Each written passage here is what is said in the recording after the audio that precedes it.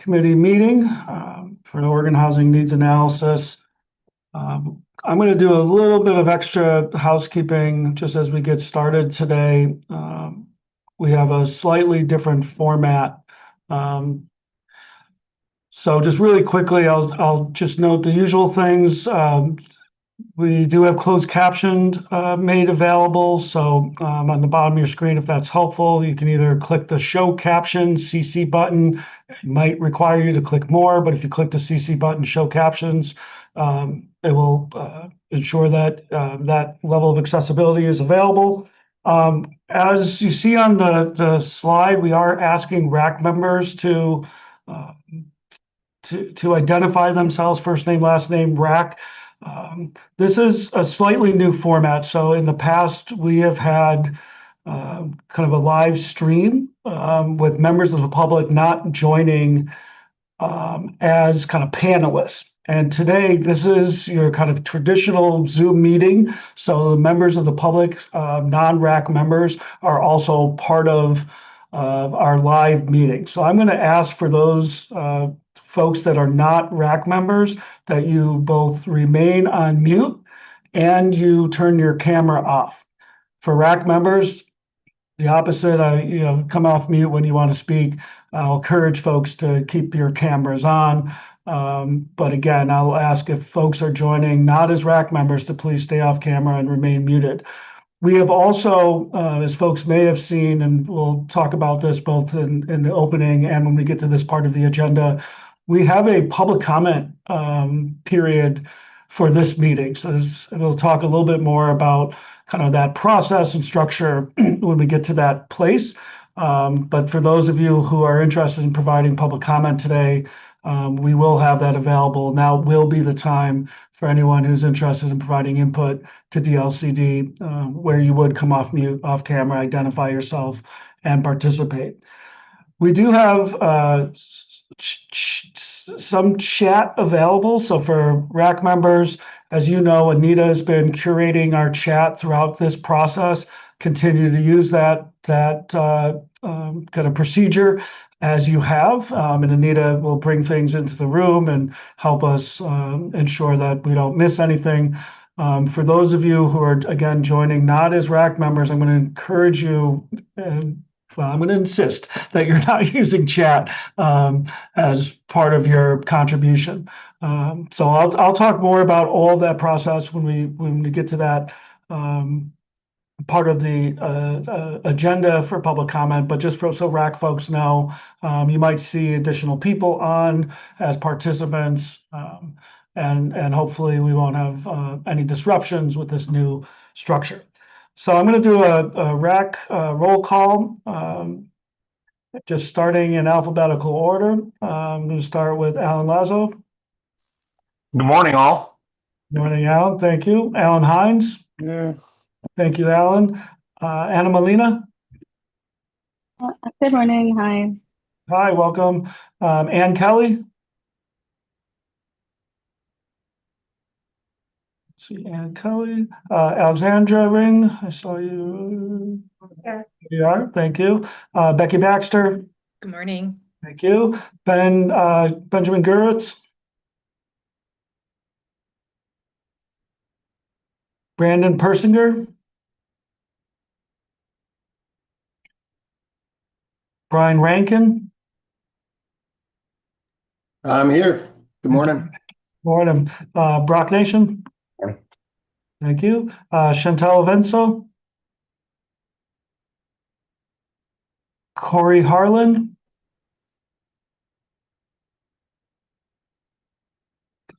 David Madison. Good morning. Morning. Lissa Gertler. Hi, I'm here. Thank you. Garrett Pryor. Garrett Stevenson. Gloria Sandoval.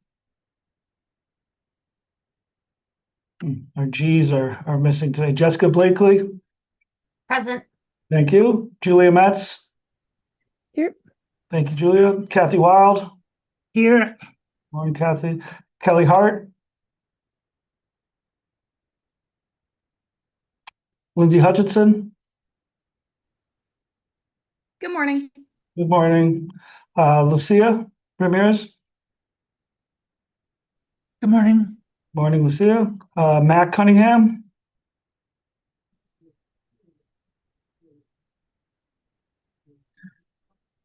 Mary Kyle McCurdy. Here. Thank you. Megan Bolton.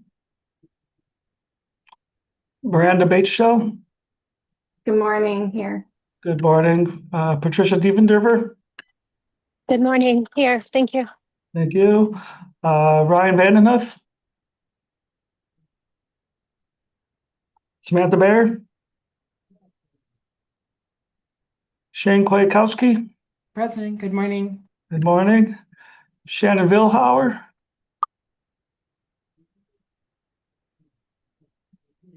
Ted Reed. Good morning. Morning. Tara Wilcoxon. Morning. Oh, there you are, Tara. Thank you. So then going back into the alphabet, Ann Kelly. Do we see you?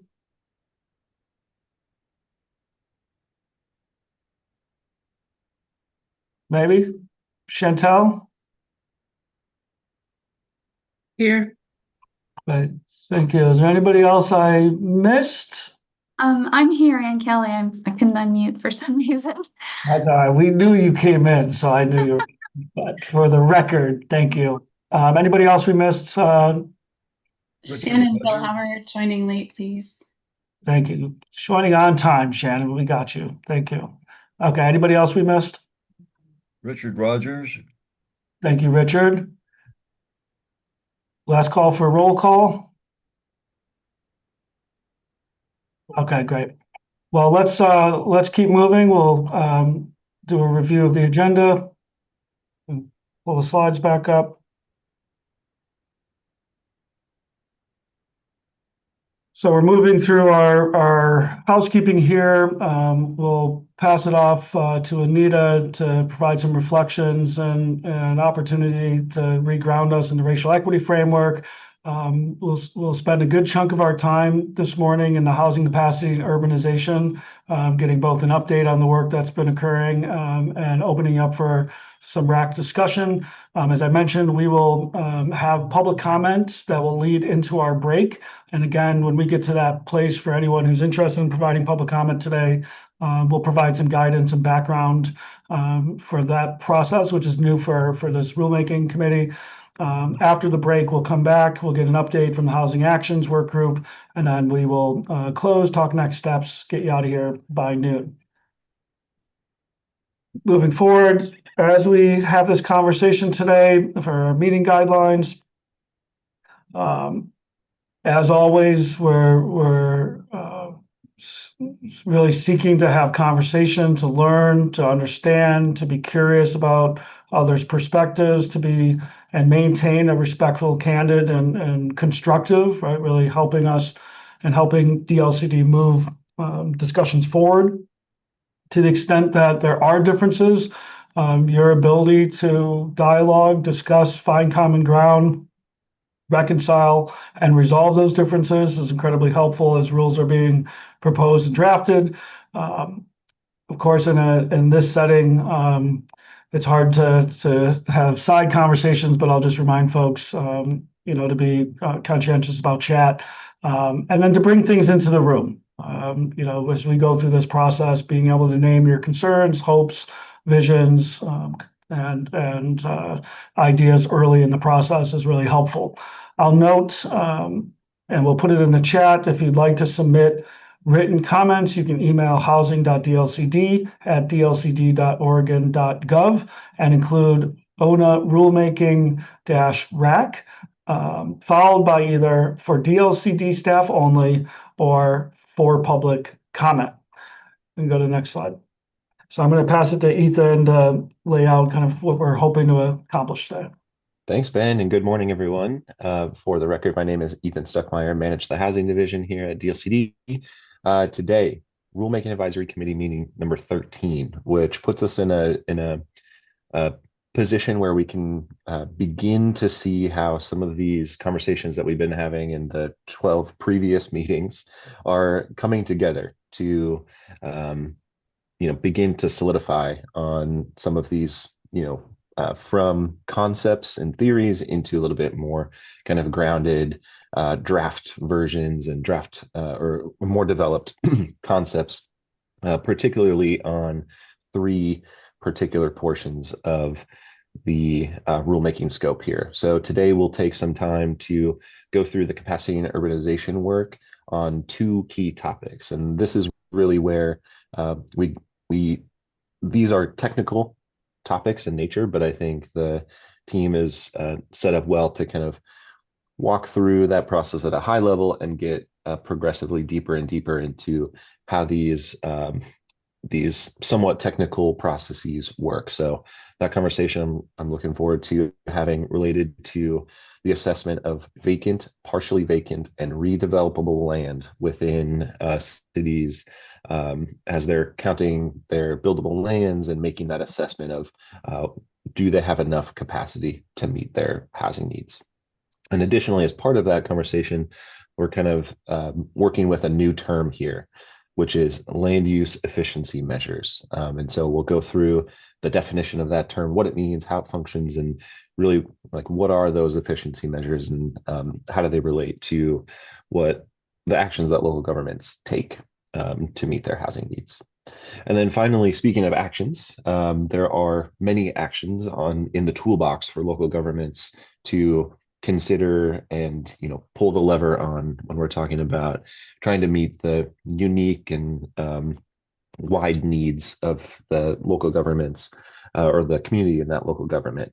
And one of the opportunities at the department is to provide some guidance and direction and resources for local governments to make that decision somewhat easier in ways, and provide the resources and tools to local governments to begin to take those actions or do some legwork at the state level to inform and guide local government implementation of housing production strategy actions.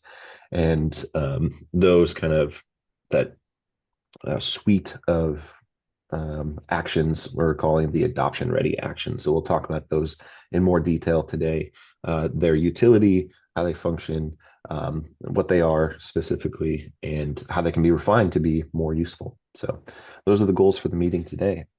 I'll hand this off to Ben or Anita actually, for the racial equity framework for decision making. Cut out the middleman here. Anita, and then Thank you. Thanks, Ethan. Thanks, Ben.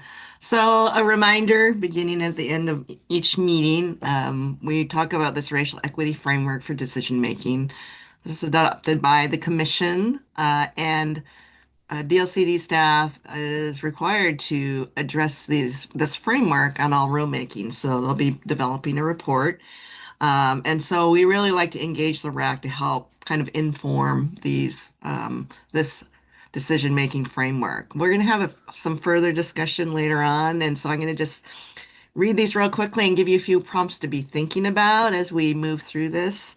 So we start with historical inequities. The question is, how does this rule address historical inequities? Does it lessen historical inequities, and what mechanisms are used under the land use planning program? And then under benefits and burdens, which is pretty self-explanatory, but we also are interested in what could be some unintended consequences. So I'll be thinking about that. Data equity and data justice, as you recall, it's really about how you collect data and making sure that communities of color are engaged in that, and that the kind of data is really intentional about thinking what that is and maintaining confidentiality, other sorts of historical harms. Community engagement and empowerment, as you all know, there's requirements to engage communities specifically in a lot of the owner roles. So thinking about that as far as how are decisions made beyond just engaging community, which leads to accountability, who is making the decisions and what sort of accountability do DLCD and local governments have. Restorative justice. The question is, does any of this rulemaking actually restore historical harms and measures that are most impacted? And a question that I think is really interesting in this one in particular, what are some other mechanisms outside DLCD's jurisdictional authority that could help address that? So it's just a rhetorical question, but the commission was really interested beyond that, just thinking from a holistic standpoint, as all of you are representatives of different components of the community and deal with lots of other things related to how affordable housing gets planned, financed, and developed. So we're really kind of interested in if there's opportunities for collaborative approaches to some of these things, and that there will be some discussion, which is pretty exciting in the adoption ready actions. Let's see, decision making. I think I went through that, and then measuring and evaluating outcomes and continuous improvement. You know, as we move from this rulemaking down to the local level on decision makings and some kind of decisions and opportunities and options for local government, you know, how is that, you know, measured, and how are the communities being held accountable? So be thinking of that. There's a lot of accountability measures, but also if there's some other ones you can think of, feel free to, you know, share those with us as well. Great, thanks. Okay, thank you, Anita. So we're going to move into our first topic. And just as a reminder for folks, it should feel familiar, the way we're going to move through this, kind of starting at a very high level, really talking about kind of how folks see and experience and feel these issues, and then work our way deeper and deeper, as Ethan described, kind of more specific to the rule concepts and some of those key technical process questions that are really important for the RAC to dialogue and deliberate on. So with that as a grounding, Karen, I'm going to pass it to you. Good morning, everybody. Buenos dias. Karen Guillen Chapman, for the record. Many of you have familiarity with me presenting to you or working with you closely at the TAC advisory level. I just wanted to take a minute to ground us in what we're talking about today. The housing needs analysis work is around what does a community need, what types, characteristics, and location for housing, and that's sort of to our left. And then right here in the middle is, well, what is a current conditions within a community? What capacity does a community have for residential development? How will they accommodate that housing need? Are there areas where land can be used very efficiently and maybe higher densities? Is there a need to expand the land supply and build out? And then we do have tracking and monitoring programs in place through the Oregon Housing Needs Analysis Program to see how things are going there. Before we move into the next slide, I thought I would ground us in. We're going to have some high-level conversations around policy, and we're going to start off just grounding ourselves in kind of our lived experience. What do we know in our community? Because this is going to get really technical about numbers. So I don't know if folks have ever worked in retail, but I spent several years in my young adulthood in retail, and every year we had to do an inventory of our stock. That's what we're talking about. We're inventorying and just counting stuff and then doing some numerical methodologies to make some estimates off of that. But I thought I would ground us a little bit on how this is relevant in our lived experience and in our communities. So if you would bear with us, I think the presentation today and much of our discussion, we're going to try to focus on high-level policy decisions and policy direction that we can get from the RAC today. And it might sound similar to how you would present to a city council. So while we're not going to treat you as a legislative body or a quasi-judicial body, we are going to treat you as a high-level body that heavily influences the policy decision or the policy direction these rules might go in.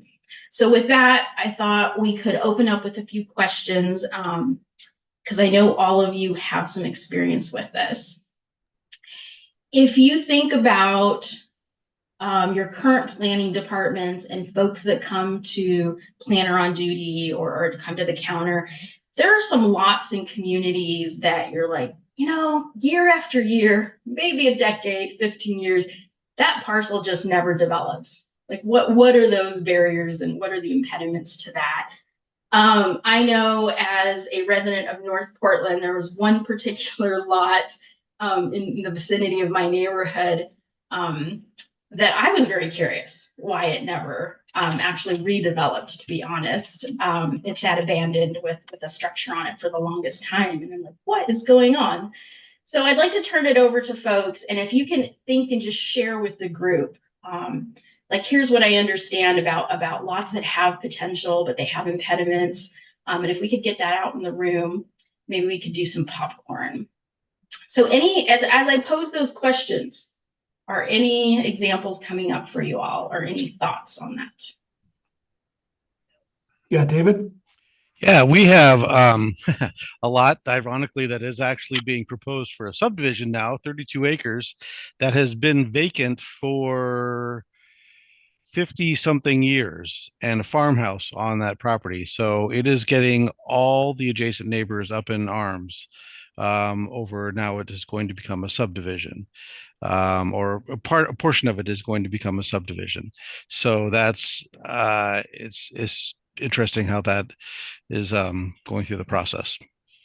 Was there a why, David? Why are they up in arms about it? No, why wasn't it developed? The gentleman just didn't want to do it at that time. I think he wanted to be able to divide it up into smaller pieces. It's in our what's called our moderate intensity zone, and it used to be you had 10,000 square foot areas in that zone, and now it's down to 5,000 square feet. Good. So Yeah, And Ben, can I interject liberally if you don't mind? of course.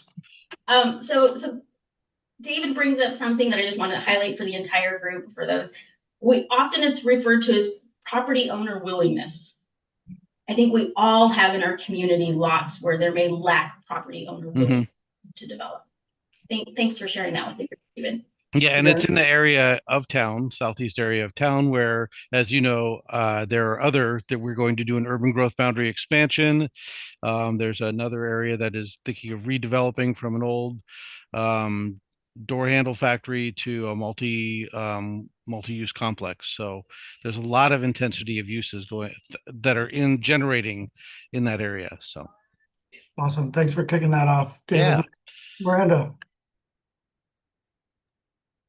Thanks. Yeah, I think my comment backs onto that in terms of property owner willingness. And in many cases, we see that from corporations. So you will have corporations who acquire land for holdings, and then those properties may not develop for decades. So we see this a lot with large companies who buy a much larger parcel than they need, and could be 20, 50 acres vacant adjacent to them in case they want to expand into the future. We also see this like with medical institutions who purchase property a long time ago in anticipation of like future growth, right? Like they've got a hospital in Portland and they have a hospital in Woodburn, and they know they're going to want to be like in between at some point as they expand, or as there's growth in the region, they're going to need another facility. And so we see a lot of land banking with certain types of corporations. And then I would also note an issue that we've run into, which is also related, I guess, to like property owner willingness and property owner rights, which is there can be not just residential kind of HOA restrictions through CC&Rs, but also commercial CC&R restrictions. We're running into this in areas that should be redevelopable for mixed use and multifamily residential, and they're running into restrictions based on the commercial CC&Rs. And so we're seeing even entitled lots now sit vacant because they can't actually be developed. And for those of the people like me that don't understand covenants and conditions and restrictions, can you explain that? Sure. So, a lot of times you'll see within HOAs that even though local zoning will allow additional units or like accessory dwelling units, the HOA restricts that ability. We're finding in some of our commercial areas that built out like in the 80s, where it's like a lot of strict commercial, they created these commercial CC&Rs or covenants and restrictions that basically say this area is intended for commercial, and everything kind of needs to be in line with the commercial agreements of this group. And so they'll have like their own design standards and parking agreements and other things put in place that regardless of what the city does, they're allowed to have in place. And so, like, for example, even though we're getting CFAC is meaning the city will no longer regulate parking, the commercial covenants will still have like their own parking requirements and standards for that group of properties. And then likewise, they do not explicitly allow residential. And so there's a lot of like legal implications for redevelopment by developers who want to do residential. And so we have kind of this, even though we've rezoned and we could put thousands of units in our town center, we've actually even approved development applications for that area. We're seeing this private sector constraint that's holding back those units from being able to be built. Thank you. Oh, my mute button was sticky. I want to invite some other folks in here because there's a lot of folks who work in land use planning very regularly. There's a lot of folks that may work on the development side and they're working in real estate transactions or land acquisition pretty regularly. But also there's folks that in their neighborhoods or in their communities, and I sort of shared at the top that I lived in a North Portland neighborhood on a frequent bus line, and near my number 6 bus stop where I would catch the bus, there was a lot that I believe had like a fast food restaurant of some sort for some time, and it was vacant. And in my young adult ignorance, I thought the best use for that lot would be my favorite pizza provider in Portland. And so I emailed them like 3 times. Like, hey, you all, there's this vacant lot. You all should open a new spot. They never responded to me. And maybe that was a good thing because today what sits there is about 20 units of multi-dwelling housing. It's about 4 floors. So little did I know in my ignorance that there's probably a higher and better use for that lot. But I started my own personal campaign of it should be redeveloped for pizza. But here we are today. So I'm curious if others, as you're walking your neighborhood, as you're riding the bus or whatever you're doing, if you have any experiences around, I just don't understand why we can't get more housing in my neighborhood. I see capacity, I see land available. Yeah, I love, David, were you going to jump back in? Yeah, I was gonna say, of course, you know, I live in Tillamook and the whole east side of Tillamook can't expand because of sewer issues. So capacity and I&I and all that stuff. Yep. Yeah. So we've got, so if I'm riding the bus and I'm like, I see these vacant lots in Tillamook, I have no idea what's under the ground and if there are infrastructure impediments or moratoriums on capacity for servicing sewer and water. We wouldn't know that, would we? Unless, David, you're in it, in the thick of it, in your office. Any others that I can bring in the room before we move on? Yeah, thank you, Karen. And I wonder, you know, it's kind of the storytelling of place. Kathy, jump in, because I do think we see these things, and so even if you don't know the answer, it's worth the storytelling. Let's go, Kathy, jump in.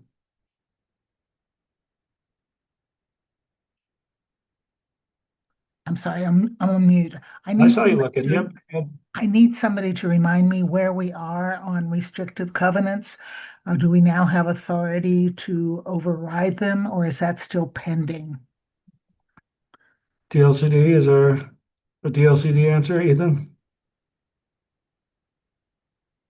I know there's been movement. I'm trying to get all the bill numbers straight in my head. I believe maybe some other folks might be able to help me out, but I believe that those were moved forward in House Bill 2138 this session. Yeah, Aurora, thank you. Perfect. The right person is here to answer that question. Good morning, everyone. My name is Aurora. I'm a legislative analyst with DLCD. Yes, so current state law restricts sort of forward-looking CCNRs against middle housing. And House Bill 2138 from this legislative session would retroactively invalidate CCNRs that prohibit middle housing or ADU development. That bill has passed out of its policy committee and its Ways and Means sub. So it'll be up in front of the full Ways and Means this Friday, and then it still has to go through 2 floor votes before the end of session. So it is not officially passed yet, but it is still alive this legislative session. But that, like I said, only is for middle housing specifically. So that doesn't address like multi-unit families housing or anything like that. Awesome. Can I answer the question? I think so. Mary Kyle? I don't know if Aurora knows the answer to this question off the top of her head, but I am not sure if that provision that was passed in the middle housing bill in 2019 and applies proactively. I don't know if that applies to land zone for commercial uses to address the issue that Miranda raised in Wilsonville. I'm not sure if it does. So that's just a question out there. So Aurora on the spot? I don't know off the top of my head. I can look into that. Awesome. Thank you. I can say that because we've been held back by this issue that it does not, and it only applies for middle housing, and so the issue of like us being able to put multifamily residential would still be constrained even if it did. So the bill that was also passed, Senate Bill 8 in some year, that allows affordable housing as of right on commercially zoned lands would also be precluded by a CCNR if that commercial association doesn't want to change that CCNR, right?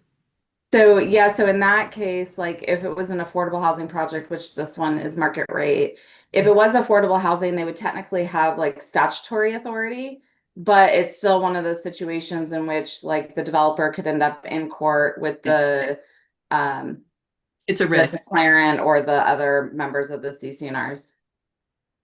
If it's an enforced, still alive CCNR. Thanks. Correct. Yeah. Thank you for that. Getting in the weeds, technical weeds. I appreciate that. Thanks for the clarity. You know, I wonder kind of the second bullet, and Shane, I'm kind of hearkening back to your metaphor of the waterfall, right? Where there's this vacant lots and then you start seeing this rapid development. And I guess I'm curious if folks have examples, stories where you've seen that lack of development. David, your example, right? The shift to kind of that owner's ability to subdivide in a different way. But you start seeing this kind of consumption of land and development happen. Mary Kyle? Oh, I thought you were asking David first. I only know from reviewing a lot of HNAs over the last few years that there's a fair number of cities in their HNA that talk about that they have vacant land zone for residential use, but they need infrastructure investment. So it's not a specific site, but they talk about number of acres often, but that they need infrastructure, new infrastructure in order to serve it and provide and allow it to develop with residential development. So there's an existing record of HNAs documenting that. And I have some that I can point to if needed, but. That's good. Yeah, thank you. I think if we have one more hand, maybe we'll take one more and we'll transition into some information we want to share out. But if we think about, in your community, capacity for residential and any other, I have noted here, we've talked about property owner willingness. We've talked about corporate, private, there's even public land banking or land holdings.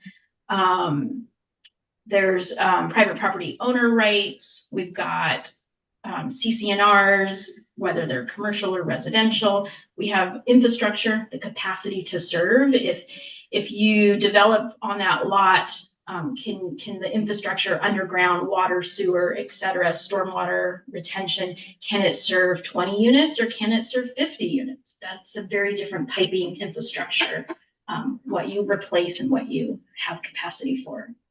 So maybe Now we got a couple hands let's take them. Yeah, and then we can move into kind of the next level down. Becky, and then Brian, then Brock. And then Ellen, if you could do the slide down, thanks so much. I think that's good.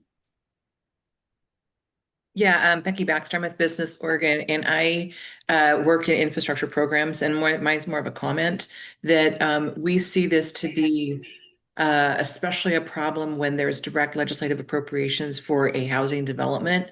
So the development gets a few $1 million, and there were a few that were, and I think Sean has talked about this in the past, that were there was funds appropriated, and then the city was like, well, whoa, we can't permit that because there's not enough capacity in our, like you said, Karen, water, wastewater, stormwater, transportation is another thing too. So it is definitely a thing. And as we wait for the legislature to potentially fund $100 million for housing infrastructure, that's part of the thought process of like, how are we going to be able to vet projects so we can make sure that, you know, like part of our vetting and application process is going to be, is there infrastructure to do your 35 units, your 72 units, your 150 units? Is there some agreement from or a statement from the Public Works Department that there is that capacity? Otherwise, it's just going to sit there and not have anything happen to it, because those infrastructure projects are, you know, 10, 20, $50 million,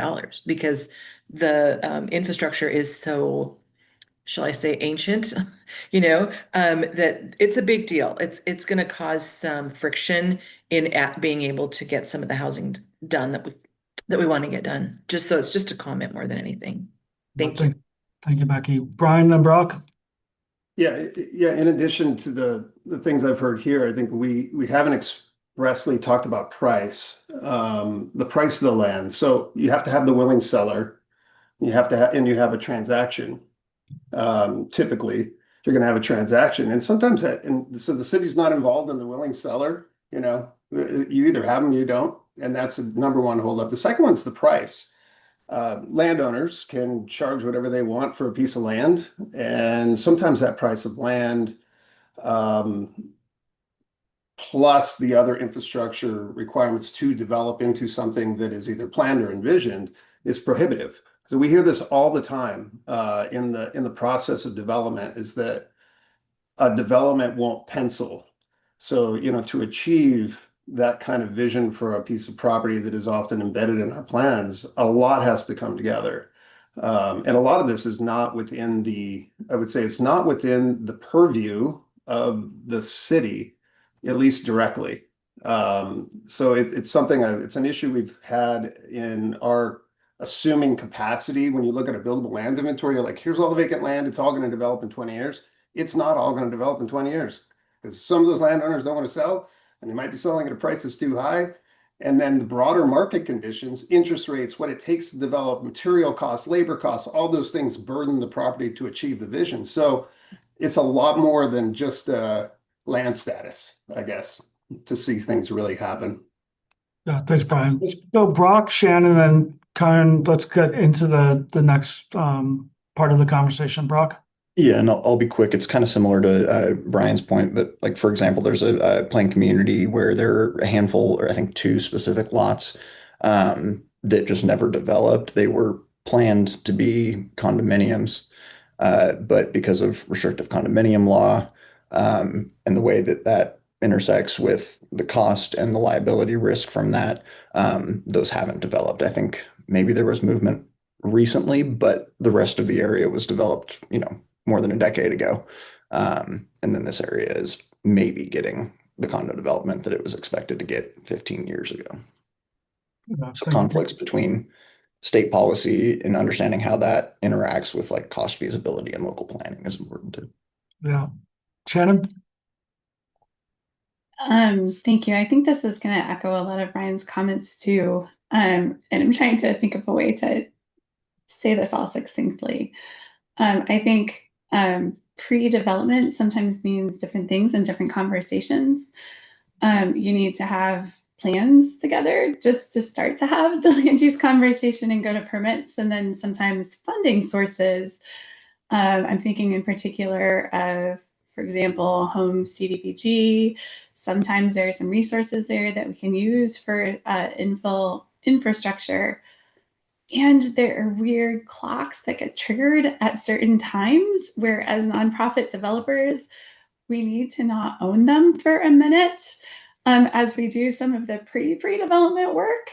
And so if we're a nonprofit with a good millionaire friend, we can maybe get them to give us essentially a 0% interest loan by buying the land and holding it for us while we get some ducks in the row, because that environmental review is going to take some time if we're using those federal funds, right? As well as the city and municipalities like land use process.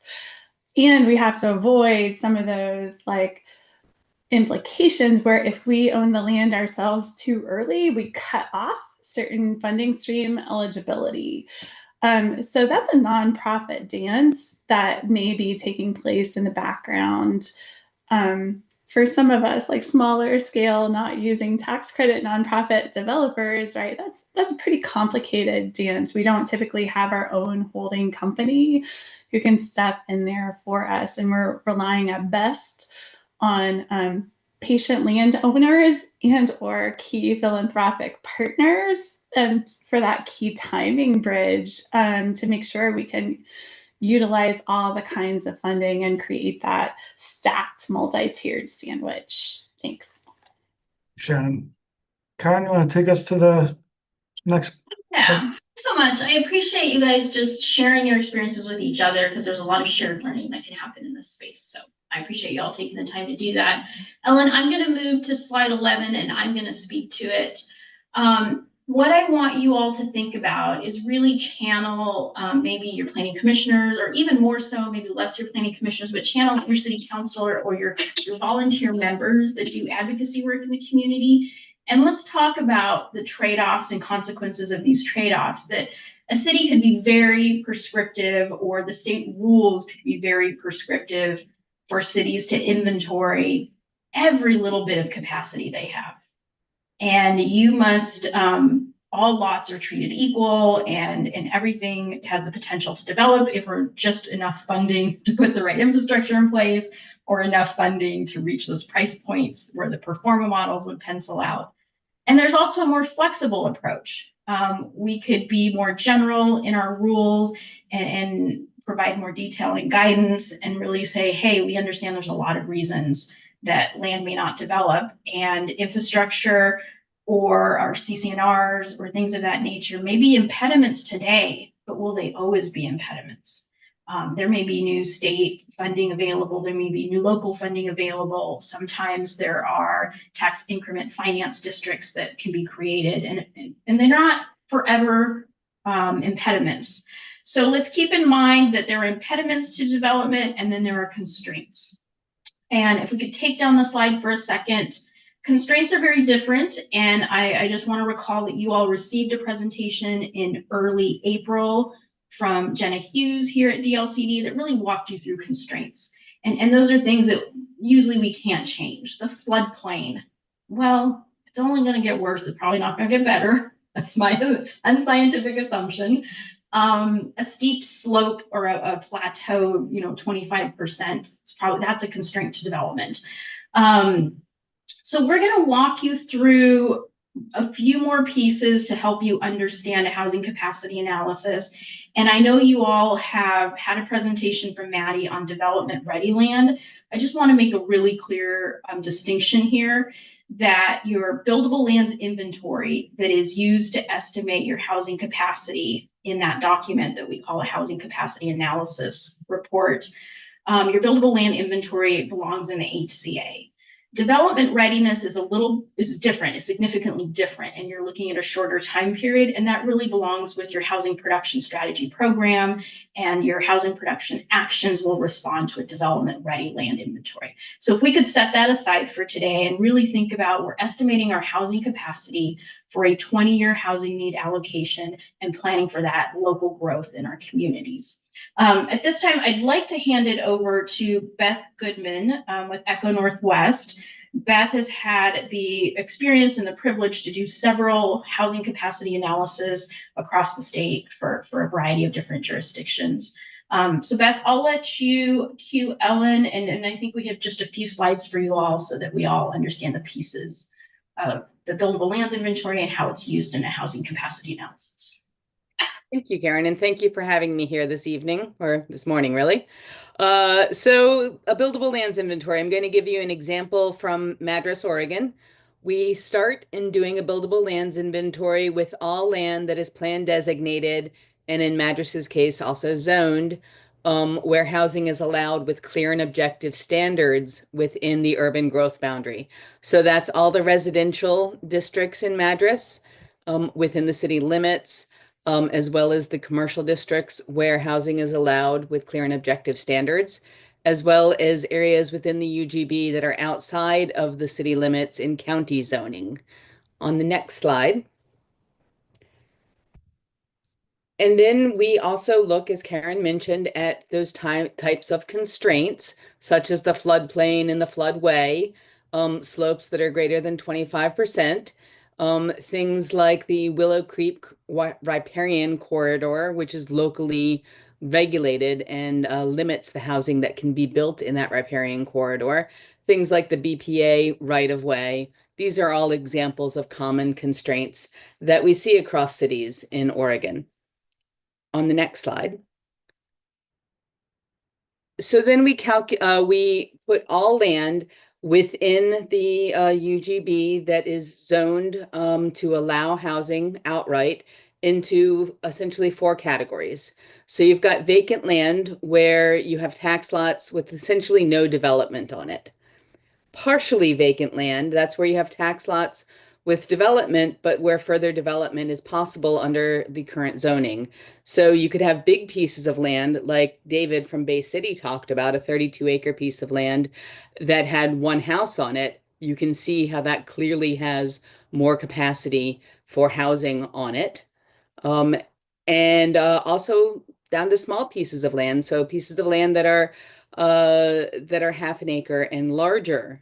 Sometimes for some cities, we go considerably below half an acre, especially considering that you're allowed to do middle housing in many more places. So smaller pieces of land where you've got an existing unit without removing that unit, you can subdivide or otherwise build more housing, even without subdivision on that parcel. So there's lots of flavors of partially vacant. You've got public land, so that's land in public ownership, things like schools, parks, city-owned land like your city hall, county-owned land, state-owned land, federal land, tribal lands, those kind of things. Those are generally considered as public and not available for development unless they've been identified as surplus. So for instance, if your school district identifies a piece of land that they own that's vacant as surplus, and it's zoned in a zone that will allow housing outright with clear and objective standards, then that can be considered vacant. And then you've got land that's developed. So a tax lot that's fully developed, and unless you have redevelopment, which we'll talk about in a few minutes, that land is not expected to have more housing on. So you can see in Madras in the gray, there's quite a lot of land that's already developed. There's a lot of land that's vacant, and still also quite a lot of land that's partially vacant. So on the next slide, when we take land that is vacant and partially vacant, we take out those constraints. So those areas that are constrained, we consider not available for development, so not buildable. You get the total amount of land in the buildable lands inventory that's available for development over the next 20 years. You can see on this, if you look in the at the orange area on the east side of Madras, you see lots of little holes in that. Thank you for pointing to that. Those, I believe, are slopes. So that's an example of where you've got a constraint, where you can see the floodplain that just goes straight through the middle of Madras, where you don't see any land that's buildable. So in this case, Madras had about 450 acres, for example, in the R1 zone that was buildable. So that's vacant and partially vacant, unconstrained land. That in the end ends up being your amount of buildable land outside of your development ready land. So if we go to the next slide. So once you've agreed on what your buildable land map looks like, in other words, how much land you've got, and there's a lot of review and revision that goes into this, starting with, the analyst who is doing the work, looking at aerials, and then going to city staff or occasionally county staff who are also helping review because all of this data is not perfect. And then we often have a committee who's reviewing it. The Planning Commission, the City Council, the public, they may have input on the buildable lands map, and all of that should be taken into account. So once you have your total amount of unconstrained buildable land, we look at the historical densities of development in those zones. So for example, in Madras, in the moderate density with 450 buildable acres, we estimate that their densities would be about 5.1 dwelling units per acre. And when you do the math, you multiply 450 times 5.1, you get about capacity for 2,279 dwelling units. So altogether, Madras has about 4,189 dwelling units of capacity for the next 20 years. We've only included land in the city limits in this calculation. There's other capacity in the county-owned lands. We document that in the county-managed lands, rather. We document that in the housing needs analysis, but we're not talking about that right here.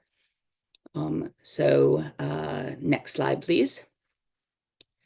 And so then we compare the capacity of the dwelling units to the demand for dwelling units, so their forecast for new units, and do subtraction, and found that Madras has quite a lot more capacity than it needs over this 20-year planning period. So about 3,000 dwelling units more of capacity. And again, there's more capacity than that within the UGB, but outside the city limits that we just weren't counting in this particular instance for other reasons. So Madras clearly does not need an urban growth boundary expansion. If they grow faster than the forecast, they've got capacity to address that faster growth. On the next slide, please. So I mentioned redevelopment. In Madras, we looked at redevelopment in less detail because they had so much capacity. And when you're thinking about redevelopment, it's even more complicated to get redevelopment than it is to get development. Our RAC members explained all the different ways in which getting development on vacant or partially vacant land is complicated. And then when you think about redevelopment, it's more complicated than that.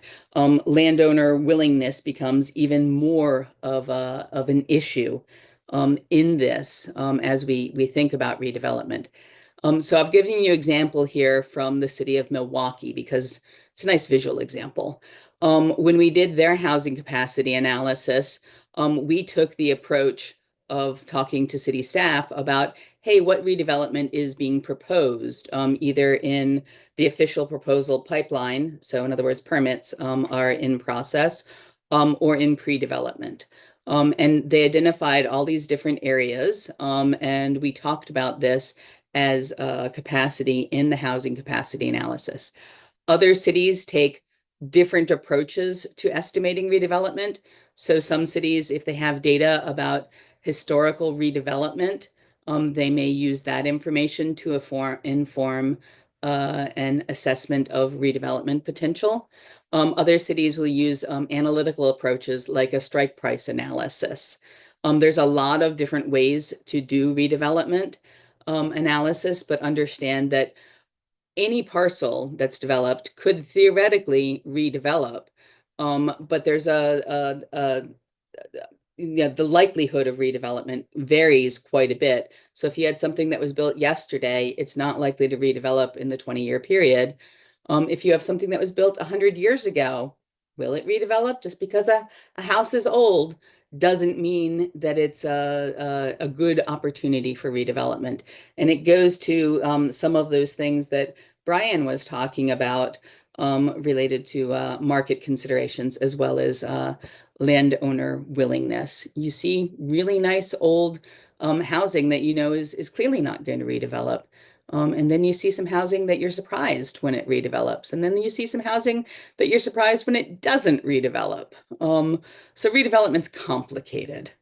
In doing all of this work, you have the possibility for very much overestimating the capacity either on vacant lands, partially vacant lands, redevelopable lands. So on the next slide, please. One of the common types of capacity overestimates, we'll call it phantom capacity, is on partially vacant land. So this is something that we have a lot of conversation with clients, with the public, with decision makers about. So are we overestimating the amount of capacity that we have through partially vacant land? And partially vacant land often accounts for a third to half of the capacity in any given buildable lands inventory. Of course, it varies from city. But here I've shown you an example of a parcel that was about 0.8 acres. It's got a constraint on it that's shown in the horizontal lines. It's about 0.3 acres that's constrained with a high landslide susceptibility. So this is almost certainly on a hillside also. And there's about 0.3 acres of buildable land. If you look around and sort of chop around the house, you can see the house is in the middle of the tax lot. So how much development are you really going to see on that parcel? Is that really capacity? And in this kind of example, I would make the case that it's probably not capacity, where you'll see more development on that parcel without removal of that existing house. If you have removal of that existing house and development of something more, that's more like redevelopment. So you've got the possibility and I think plausibility of overestimating potential for infill development on partially vacant land. You can also overestimate potential in other ways, such as your assumptions about future densities are too high, your redevelopment potential is too high. People talked about the fact that development can't happen where you don't have infrastructure yet. That's another way that is an overestimate that's really time limited. So it's an overestimate for the next 20 years, but presumably someday that land will be serviced. And if it won't be, that's a whole other discussion. So on the next slide, please. So I'm going to hand it to Karen to talk about proposed rule amendments for a moment. Yeah, we're gonna popcorn back and forth a little bit here, so bear with us. I wanted to bring it up real high level policy issues. So remember when we're looking at slicing and dicing what's capacity, we'll leave those conversations to the technical advisory committee. We don't need to talk a whole lot about that with you all today. So don't worry if you're not following every detail.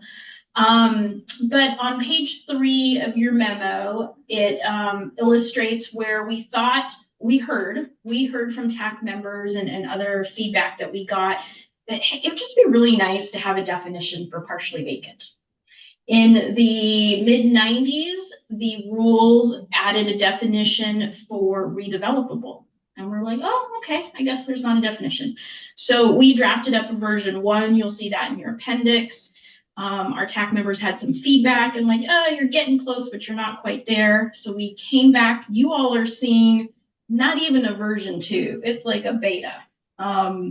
It hasn't even gone to the TAC yet for version 2. But you know, what could it look like if we defined partially vacant? So that's what we're working on. You'll see that on the slide here. And then when we brought version 1 to the TAC, we weren't quite there with, do you need a safe harbor for this? We got multiple folks telling us, yes, we really want a safe harbor, and here's why we need it. So Anita, I see your hand, and I'll just finish this point, and then we'll transition to you. Between hearing this last month from our TAC members, and we will discuss this with our TAC members next week, we sort of have an alpha version or first version of what might be a safe harbor for identifying and inventorying partially vacant land. I don't have that prepared for you all today, but please know that we've heard from our feedback and our TAC members that this is desired. Staff were encouraged to go back and put pen to paper on what that might look like. And that is something we will be discussing with our TAC next week. So that's all I wanted to say about this particular thing. And Beth, did I leave something out? And then we'll go to Anita. You did. That safe harbor is for cities larger than 25,000 people. There's an existing safe harbor for small cities. Yeah, I knew I was gonna leave something out. That's what you got my back, Beth. All right, Ben, I'll let, I'm not sure what's happening next. Well, Anita, jump in. Now, there's just a question about what is a strike price analysis? I'm going to answer that, Beth, because I think that is in the weeds for the technical advisory committee. So if you don't mind, Beth, there's a way to look at land redeveloping, and Brian said that the price of land can often be too high and prohibitive, and then you add the infrastructure costs. There's a way to look at land value to improvement value of the building on the land and do a ratio analysis. Thank you for asking. There's a variety of models to try to figure out if land could potentially redevelop. But that's sort of in the weeds where we go with our tech members. But yeah, lots of methodologies to figure out what could redevelop or convert to higher uses. Is that okay, Beth? Do you mind if? Perfect. Okay. And you have a hand? Yeah, thank you. I just wanted to note in that definition that it should really specifically say where additional land area can be further developed, because somebody could do an internal ADU or divide an existing building into separate middle housing units, and that would be development, but it wouldn't be, necessarily meeting this definition of partially vacant land. Thanks, Anne. Yeah, I appreciate that. That's exactly the conversations we're having at the TAC, and they're probably going to say very similar things next week. Thank you. That's well appreciated. All right, if folks don't mind, Beth, I think I'm handing it off to you. What is this proposal? And then you and I can share kind of what is happening here. Or, oops, I skipped a slide. My apologies. Slide. This is you, Beth. I'm off script. No worries. So one thing to note about a buildable lands inventory is it's not perfect. It's a snapshot in time. It'll never be perfect. Like any complicated analysis, there's always going to be things that could be more perfect. This is something that's useful for planning purposes over a 20-year period. And the longer period and the smaller the area you have, the less good your forecast is going to be. So I think we all have to accept the fact that a buildable lands inventory is imperfect. But within that, there's a lot of discussion about phantom capacity. So capacity that is there on paper, but isn't really actually likely to occur. So trying to reduce phantom capacity, the trade-offs are, you get a better estimate of actual development potential. The downsides are that you could underestimate development potential, leading to larger potential urban growth boundary expansions. So you need to find a balance between these where you're not really overestimating capacity, especially for something as complex as partially vacant land. But you're also not underestimating it. I think everybody would agree that that 32-acre parcel that David talked about obviously has, with one dwelling unit on it, has more capacity for development. And I think there are reasonable arguments to be had over the example that I showed you about that 0.8 acre parcel, probably not having more development capacity without removal of the existing unit, especially given the placement of the unit and the existing constraints. So one approach to reducing phantom capacity is doing the analysis as we described and using what's called a land supply market factor, which assumes that not all buildable land will develop over the next 20-year period. Karen will tell you how we're talking about this, in a very specific targeted way. Washington communities use a market supply factor, and we'll be talking about that more with our advisory committee, our TAC, in coming times.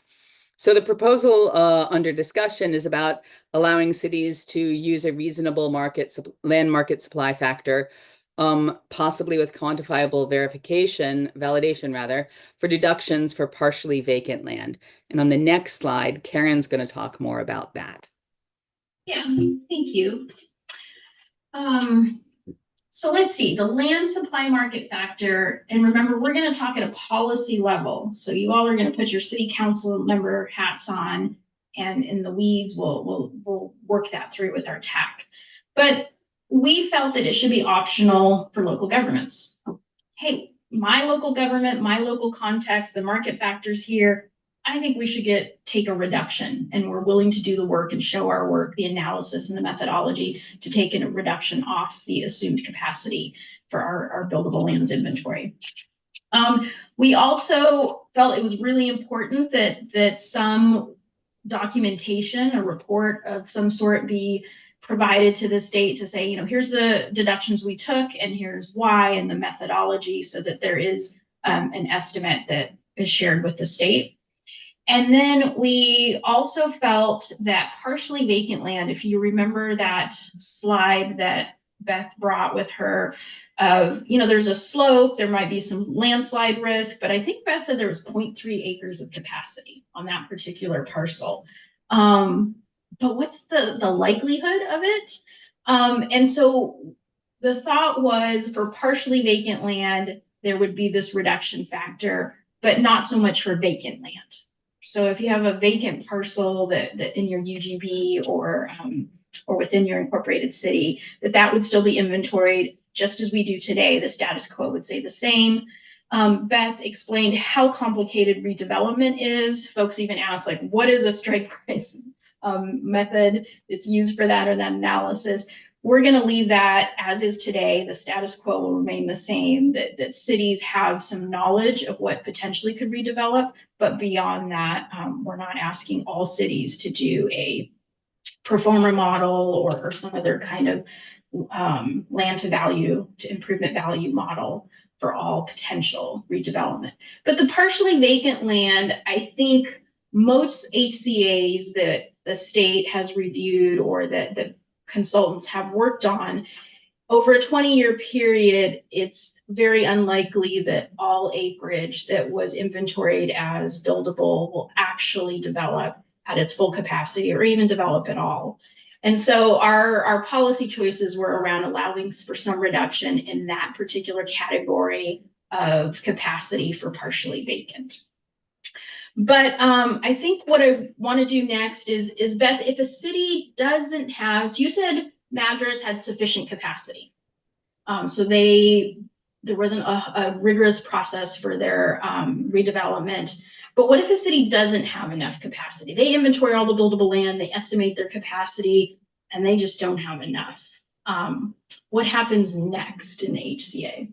Before I go on to that, Karen, can I mention that I believe the land supply market factor, the focus of it's going to be on the smaller parcels of partially vacant land, not necessarily on those big ones, like the kind that David mentioned, 32 acres.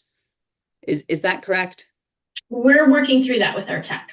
Okay, I just think that's an important thing to think about, because not all partially vacant is equal. So, all right. So yes, going on to the next slide. So some cities don't have enough land inside of their urban growth boundaries. And at that point, they're required to consider land use efficiency measures to increase capacity of land within their urban growth boundary. And if that still doesn't meet the land need, they may need to consider an urban growth boundary expansion. So focusing on land use efficiency measures. What they are different policies, essentially, to increase the capacity of your buildable land to demonstrably reduce the land need. So we've got a proposed definition of land use efficiency measure, because it's a technical term that's just thrown in here, and quite frankly, a lot of people are like, what is that? Including people who are very used to doing this kind of thing. So it refers to those measures, those policies taken by a city to demonstrably reduce the land need. So types of these, and these are of course just a few examples. There's probably 100 or more different individual land use efficiency measures. Identifying land to rezone to higher density. So if you've got a parcel, that is low density, do you rezone it to medium or high density? Increasing allowed development densities. So if you've got a minimum lot size, say of 10,000 square feet, I think David was talking about this on the parcel he was talking about in Bay City. I think at some point he mentioned that they, instead of requiring at least 10,000 square foot lots, allowed 5,000 square foot lots. Obviously, that increases the capacity of your buildable land. Some cities require a mix of housing types and subdivisions. So I know that Madras does that, as well as McMinnville does that. And I think Redmond may also do that. I'm not as sure about that one. So in other words, you can't just have a single unit detached. You may also be required to allow 2 or 3 other types of housing. And so that's on top of allowing, but requiring for subdivisions. Allowing more mixed use development in commercial zones. These are all different ways that cities increase the capacity of their land inside their UGB through changes to their development code or other changes. So the big question that comes out of this that I've had when working with cities is, how much is enough? So we've done these 3, these 5, these 10 land use efficiency measures. We've decreased our unmet land need by 5%, 10%, 25%, whatever percent we're talking about. Is it enough?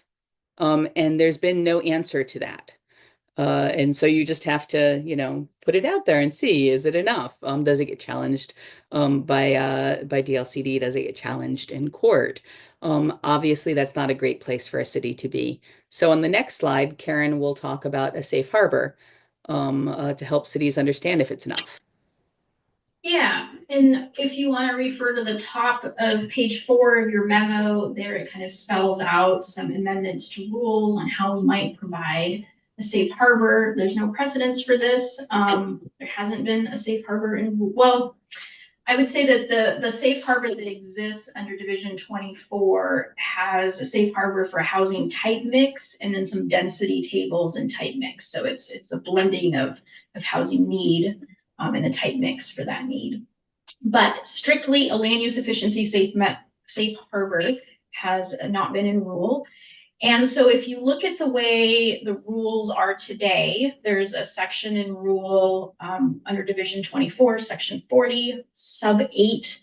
And if you scroll way down in H, there's sort of an increased achieved density potential for a safe harbor there. So we referenced that and we looked at a lot of HCAs based on consultants' experiences and what the department has seen over time. And we thought, okay, if a city is going to take a safe harbor for the efficiency measures selected and adopted, then it should increase the estimated residential capacity, and it should reduce the land deficit that they're trying to address in their residential capacity and land supply.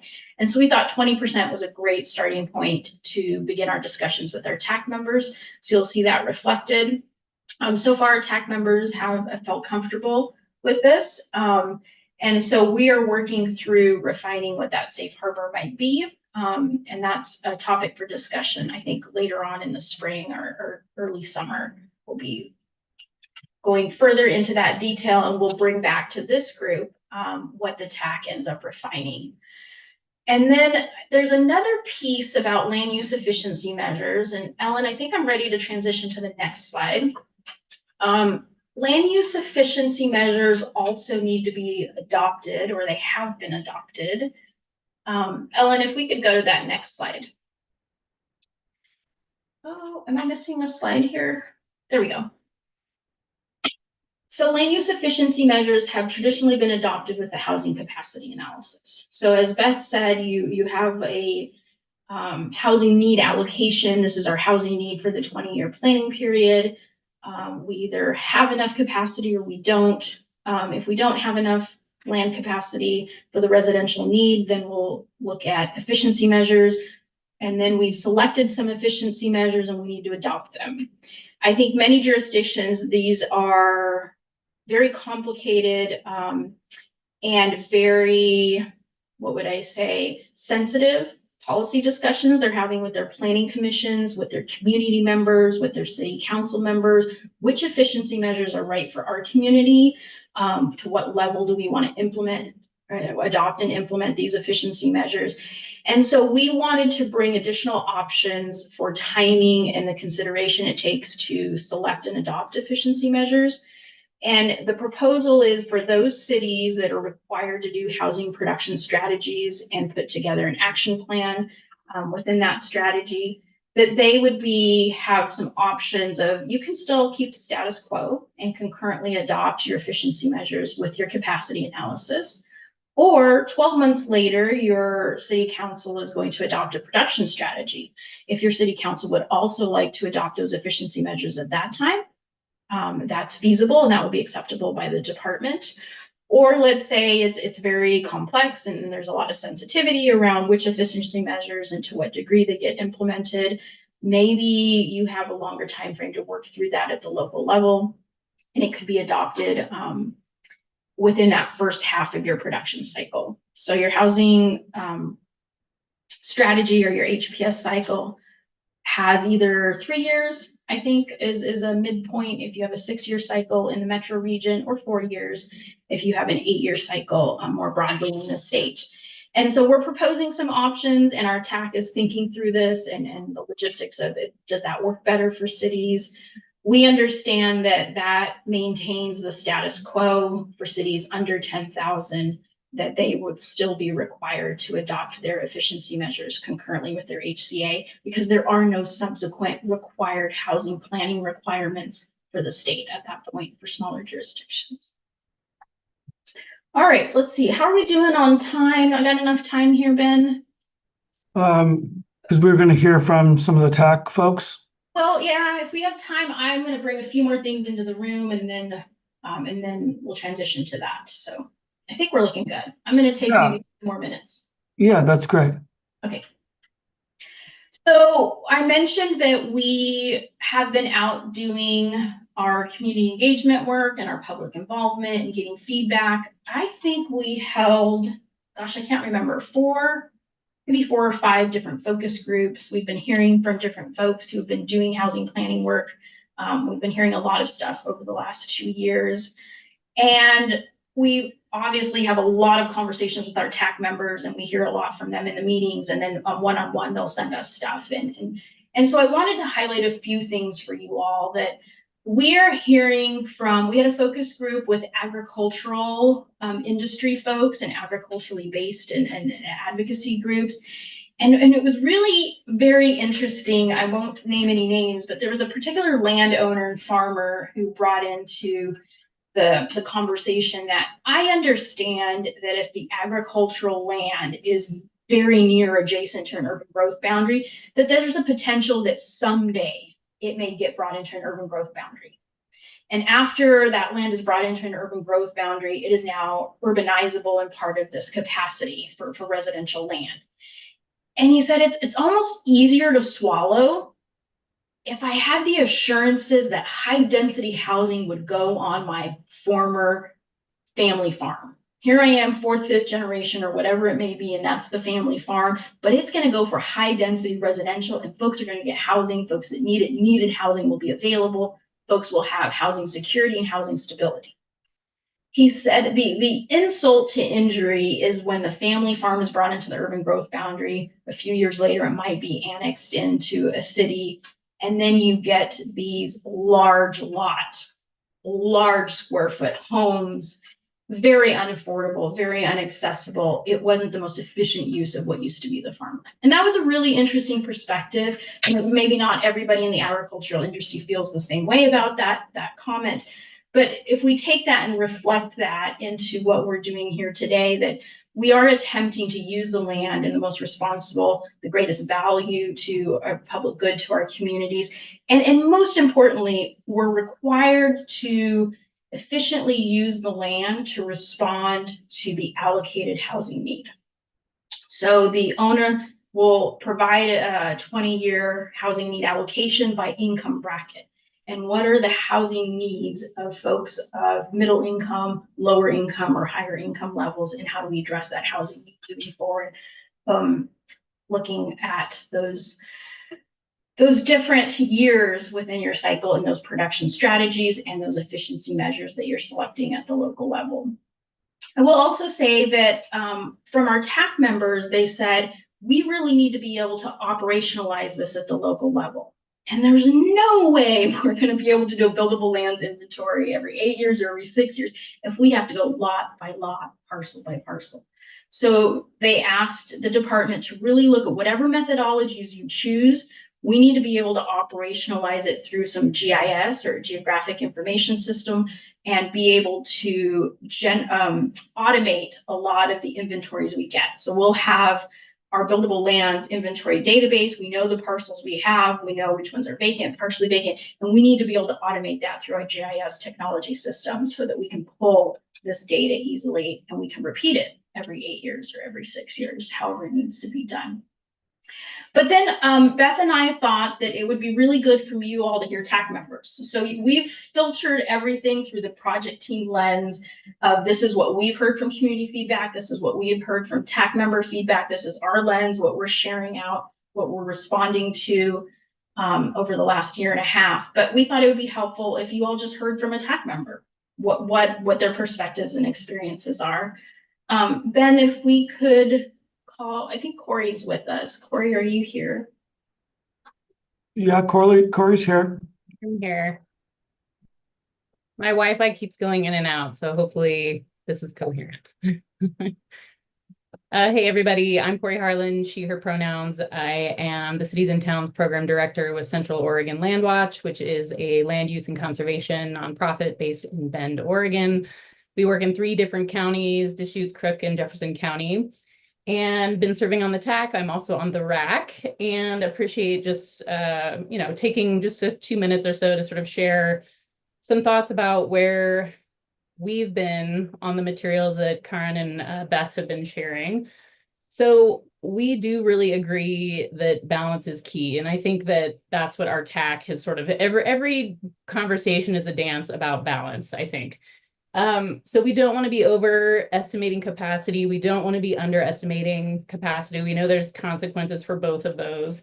And so, this idea of like, how can we get to something that is clear, something that is better, something that really limits the phantom capacity is something that, will benefit all, we think. But we just have to be really thoughtful about how we do that. And so how do we better account for this reality that not all partially vacant land is going to redevelop in the 20-year period? I think that the land supply market factor has been maybe one of the more newer piece here of the puzzle that there's been a lot of good discussion about and that we're continuing to talk about. And so making sure that's something that is calibrated correctly and that can work, and that if we look to other places in the country where this has been working, those best lessons learned is going to be really important to getting that right, and continuing to really dig in on that one is kind of what's ahead of us.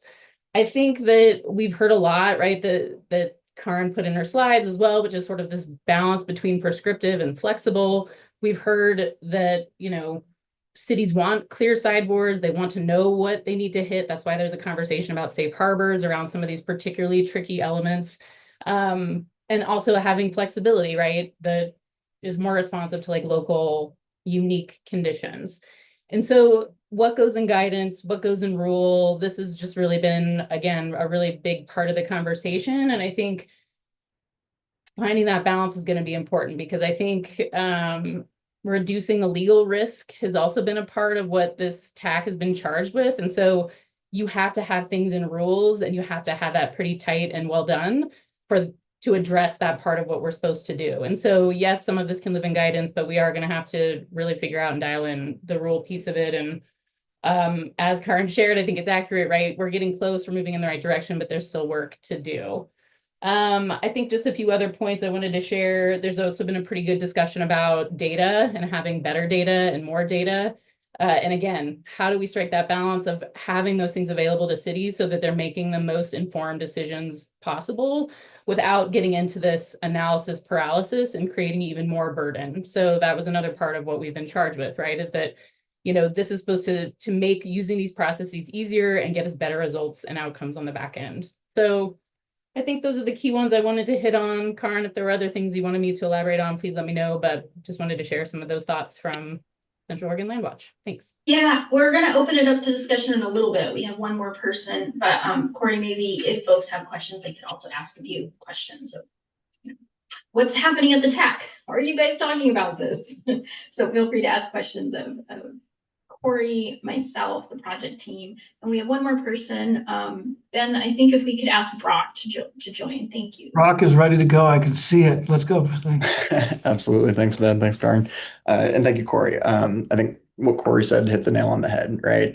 We have agreement that we need to make sure that, we're neither dramatically overestimating or underestimating capacity, right? We want to make sure that we're using our lands efficiently, but at the same time, we're not planning on using them to an unrealistic efficiency standard or threshold there. So, there is a lot of agreement around that. I think, there is disagreement as well, and even some that you can see coming that we haven't maybe discussed, right? Should it be optional for cities? Should it be required for cities? Should it be required in some situations, optional in others, right? Those are all different perspectives and pathways that this could go forward. Some people have opinions on one side, some people have opinions on others. Hopefully there's a good balance in the middle. So I think, as we're going through this, we're continuing to work hard to try to make sure that we are, balancing interests on both sides there. And, while so far, at least at a high level, right, we're all in agreement about these things, I'm sure there will be some disagreement to come. It's just inherent in the process. So, yeah, but I want to thank Karin and Corey for coming up and speaking about these as well. Definitely a very important issue to be able to get to the heart of here. Awesome. Well, thank you both. Yeah, Karin. Yeah, no rush at all. I think we have plenty of time. So if folks have questions, if folks have other things, comments they want to put in the room of, hey, I wish the TAC would also think about this, or has the TAC thought about these other things? And if you're a TAC member, if you're a CalTAC member, please feel free to add, like, hey, from my experience on the TAC, or my experience from my work and my organization, here's what I have. So Ben, I'm going to turn it over to you to walk us through, and I'm going to listen. I'm going to take my notes. I'll try to answer questions the best I can. Beth, you got my back. If I can't answer it, we'll find somebody smart who can answer it. Yeah, well, I love how you've teed it up and Brock and Corey kind of laying out both the context, giving a little bit of flavor, naming some of the tensions, but also kind of this vision of finding the right balance for how this work can proceed. So to Karin's points, so we have some discussion questions. We do want to really encourage folks, if you have points of clarity or additional context or illustration that can help you engage in this conversation, please ask those as well. So I think it was it Mary Kyle and then Anne? Yeah, Mary Kyle. Thanks. And I think this is sort of pivoting off the question that Anne raised earlier, but and this is partly going back to Beth's Madras presentation.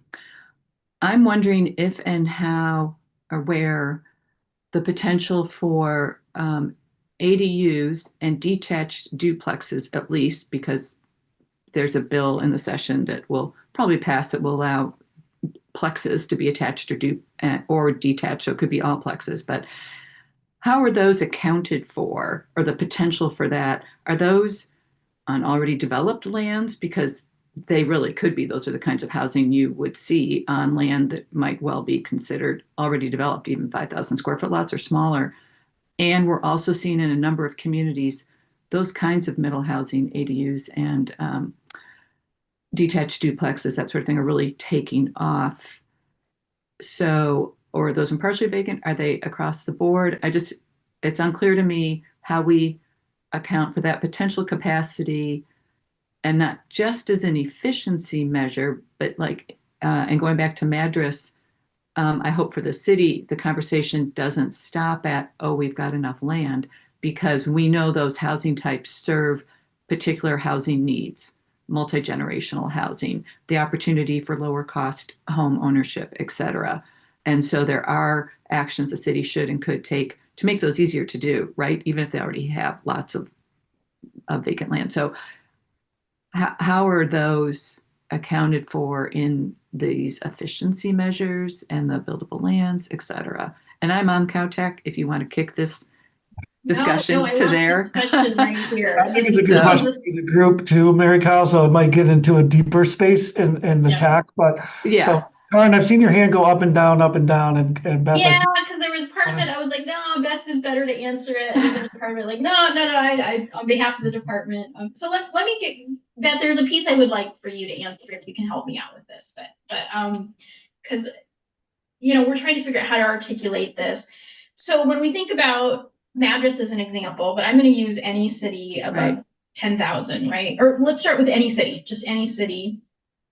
We understand that through middle housing, there's the potential for ADUs, or I'll be honest, both my former home in Portland and my current home, I probably have potential for an ADU or maybe a detached duplex, a couple little.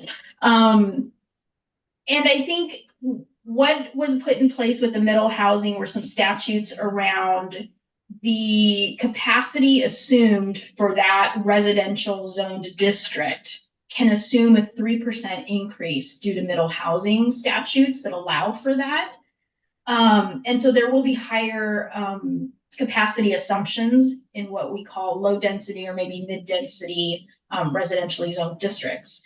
But I think also understanding that some cities will be able to quantifiably validate a much higher capacity than 3%. So those cities who can't, just don't have the staff capacity, there's in statute, just assume 3% more.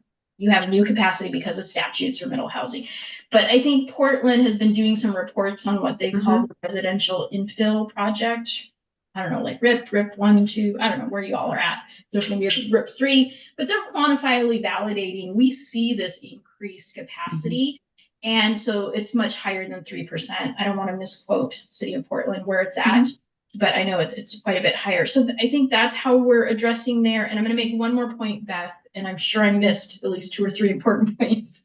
But one more point that I want to make is you mentioned if Madras or any city has enough land supply and residential capacity, are they done? Not if they're a city above 10,000. They have a requirement to do their housing production strategy, and housing production strategy must respond to the contextualized housing need, and the production strategy must respond to the development ready land inventory. So they're doing 2 inventories, their buildable land for the 20-year housing need and land supply, and they're doing an 8-year buildable land inventory that says, what do we have available that's annexed in our city and ready to go, can be serviced, and that we can assume likely of residential capacity within that 8-year or 6-year time frame. So by no means would a city's work be done. By no means is a city off the hook that, oh, we don't need to select efficiency measures.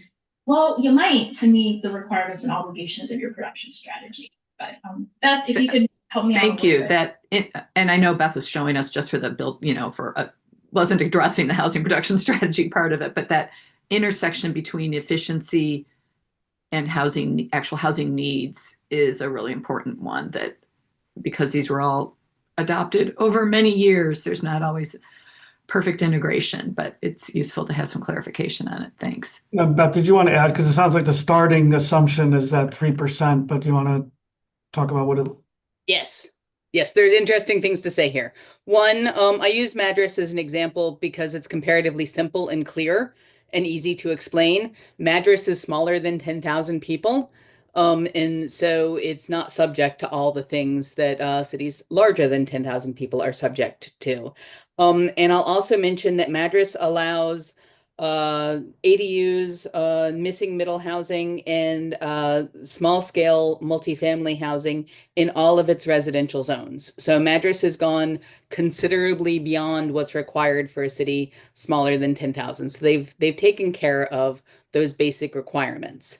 On ADUs, those are really hard to estimate.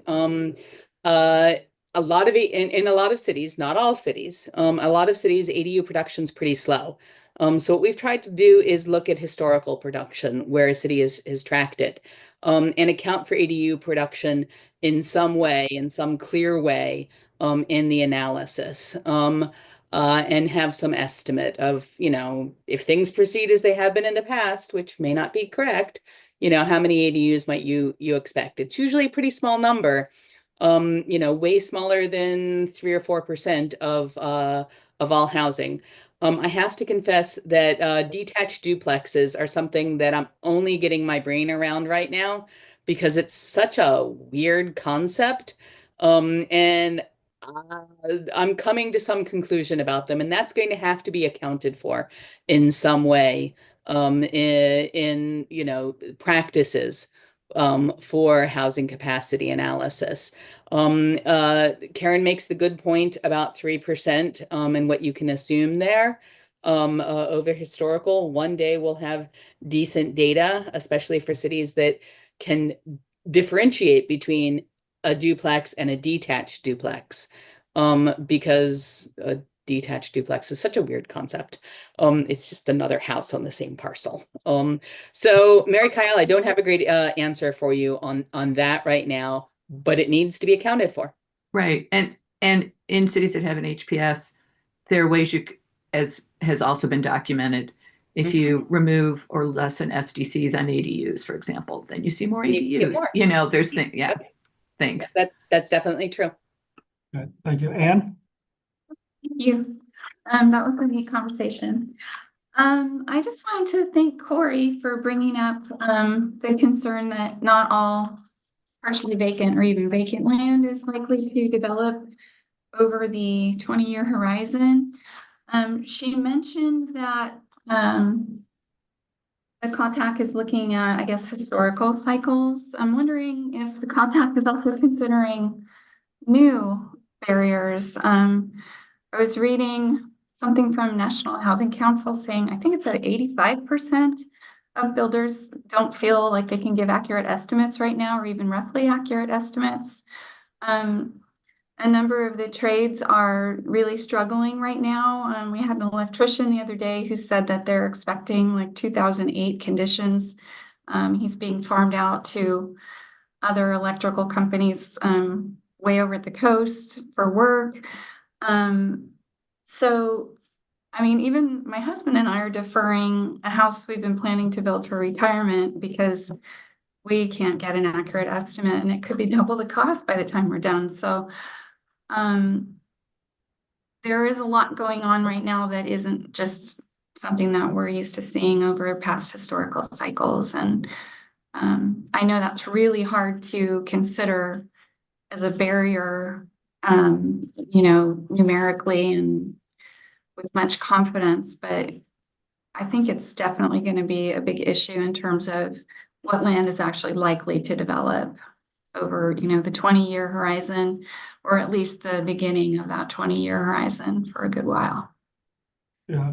Karen, did you want to hit on that? And then I guess I would invite any CalTAC members to reflect on any conversations y'all have had relative to what Anne just said. But Karen?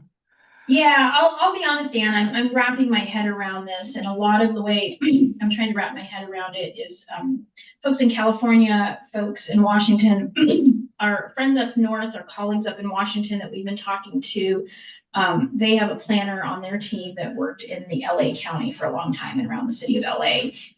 And the way it's done in Washington and California, even though it's slightly different, is part of that land supply market factor. There is a nexus between the proposed or planned densities and these economic conditions needed to achieve those densities. And so they're able to bring in those economic trends of, here's what we're seeing locally and here's what we want factored into this, what's called the land supply market factor, or they just call it the Washington market factor. So it's definitely something we've been talking about with the TAC, and it's something we'll continue to talk Right. I guess if there's any TAC members that wanted to add anything, just kind of wave at you if you already have your hand up. Shane, you had a hand up, I think, after Anne. Did you want to add anything, or are you good? I saw your hand went down. My hand went down. I'll just wait for maybe a little bit later for my suggestion. Perfect. Okay. Thank you. Miranda? Yeah, my comment is quite a bit different and pretty detailed. But it's on some of the proposed rules and it's related to the land use efficiency measures and the safe harbor for cities in what they must demonstrate. And there's a delicate balance between all of this work that we're doing and then the market and market feasibility in terms of what can be realized for construction. And sometimes in our effort to be very progressive, we might be in a different place than the market is. And so one of my concerns is with within that proposed language, and maybe we're not having that discussion here in this room about that detail, but I'd like to ask the TAC to further explore that language in particular as it because what it says is are estimated to result in at least a 20% increase in the achieved average density of residential development that has occurred since the last adopted housing capacity analysis. So if you were, say, on average developing at 12 dwelling units an acre, then you'd have to show 14 and a half would likely to result. If you're at 15 dwelling units an acre, that goes up to 18. And that's just within a 6-year time frame within the metro region. And honestly, like watching development over the last 20 years, I don't even know if it's like the average achieved density has gone up that much. It's probably gone up that much in 20 years, but I don't know that it's gone up that much every 6 years. And that seems like a pretty high bar. And so I have just kind of concerns about that in terms of like every 6 years, the expectation. If we overzone too much, and we have a minimum density that is far and above what's achievable for developers, then we will freeze development completely. And we will freeze it within our UGB and we won't be able to expand our UGB. And both of those things will bring production to a halt. So I just want us to be cognizant and have open dialogue around like, it's great to be progressive and in some ways idealistic, but at the same time, we don't want that idealism to get in the way and not be pushing our regulations so far that then we're like basically making it impossible for the market to construct housing. So I would really like it if the TAC could spend more time on the language in that safe harbor around kind of that. Right now it's talking about average achieved density and like, is that the measurable we want? Or is the measurable really about like how much progress the city is making on what it can control? So that's all I have. Thanks. Yeah, and just for the understanding of the broader group, Ben, there's a couple pieces I want to clarify.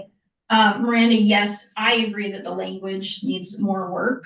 I will be very candid with this group between draft language that went to the TAC last month, and I had to really waffle if I was going to bring you beta language for you guys to look at. So remember the TAC hasn't even seen this. Obviously some TAC members have, and it's all out in the public. But yes, it's beta language. So I want to clarify the intent is what is within a city's control. And what I mean by that is a city's estimated increase in what could potentially be their achieved average density. It is not like guaranteed that that's going to be the achieved density. But and I just want to remind for the broader group, the policy choice here is a safe harbor isn't optional. So if a city is like, I don't really like that safe harbor, let's do our own thing, by all means, you can comply with the requirements of the rule, not using a safe harbor. I appreciate that, but like the question that's being posed to us is, does it provide certainty or additional clarity? And I would say that if it's like so far up here that we can't get there, then no, like it's not offering any additional certainty or clarity. And then you're still stuck in that same situation that was described earlier in the meeting, which is you're guessing at whether your land use efficiency measures are sufficient enough or not, and you could end up in LUBA over that. So I think it's a really and I hear what you're saying is that it's like it's an estimate, but then are we pushing cities to overestimate and then over assume that phantom capacity, because you're trying to say like, yeah, we've taken these efficiency measures, we're kind of trying to hit this 20% target, and then you're just assuming more development than is going to happen and that is market feasible anyway. Yeah. Well, yeah, thanks for naming it, Miranda, and Karen for describing it as in beta language, right? And I think this RAC has asked for beta language to have this exact conversation, to name concerns so it can go back to the tech to be grappled with. So I actually really appreciate kind of procedurally. And you came off mute. Did you want to jump in on that space? Oh, sorry. Okay, let's go to Brian, then Brock, then Shane. I agree with Miranda on this one. And then going back to one of the kind of the question posted in the chat around prescriptive versus flexible, I would lean towards flexible. And the reason is that if you think of ONA and why we're all here in rulemaking, it's around a housing crisis. And part of that housing crisis is the supply of buildable land and not overestimating capacity within existing UGBs for a variety of reasons. And this only applies, I mean, the proposal seems to only apply to the partially vacant land, which is a subset of the entire capacity of an urban growth boundary, an existing urban growth boundary. And so it's also the most difficult to work with. I mean, you really are, you have to think about this. When your city sits down to do this, they're literally predicting what's going to happen on every single piece of land in the next 20 years. It's kind of a fool's errand. It's like a technical fool's errand, because if we could guess what's happening tomorrow, many of us wouldn't be on this call. So you're doing that in your plan. So just allowing more flexibility for one small segment of that supply, I think is an improvement, and I would argue may not go far enough. It's not touching assumptions on vacant land, for example. So flexibility there, I think, is a good idea.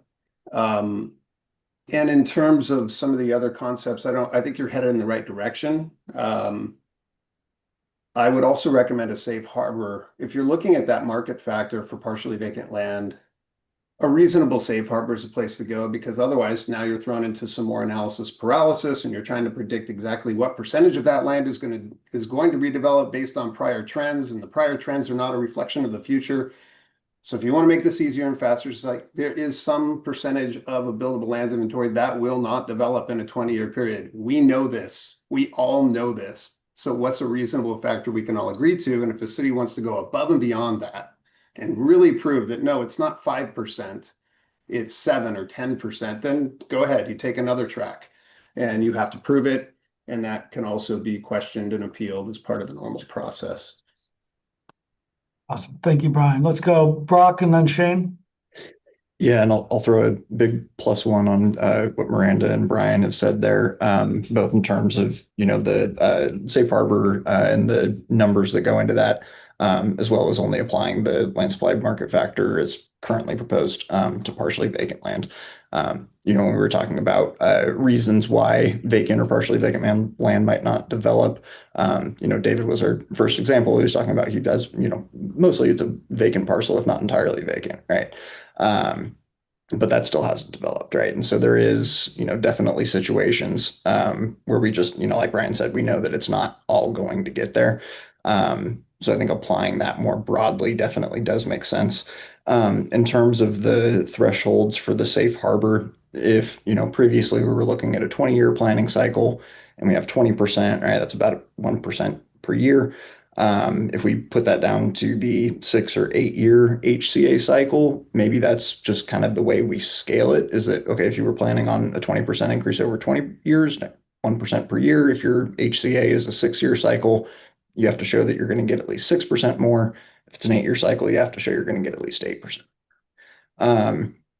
And then in terms of whether or not the land supply market factor should be required or not, and I think if we wanted to, though I wouldn't necessarily, well, okay, I'll skip that one idea for now. The other one, as far as the land supply market factor, if you have a city like, I think it was Madras that Beth showed us at the beginning, that clearly has enough buildable acreage, right, that they're not going to need to be doing a UGB expansion in the near future, right?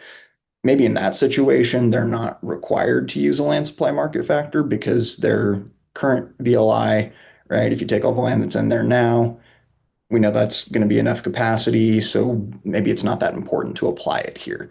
But if a city ends up in a space where they have insufficient capacity, then yeah, absolutely, that should be applied. Because addressing that phantom capacity is, one of the major issues that we're trying to address with this rack. So, a couple of thoughts there, but yeah. Thank you, Brock. Shane?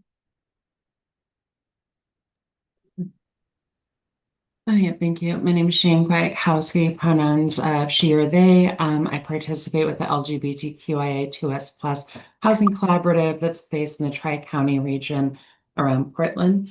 I'm just trying to reflect. I will admit allergies are making my head feel like soup today. So if someone already said something and I'm just like repeating, I apologize.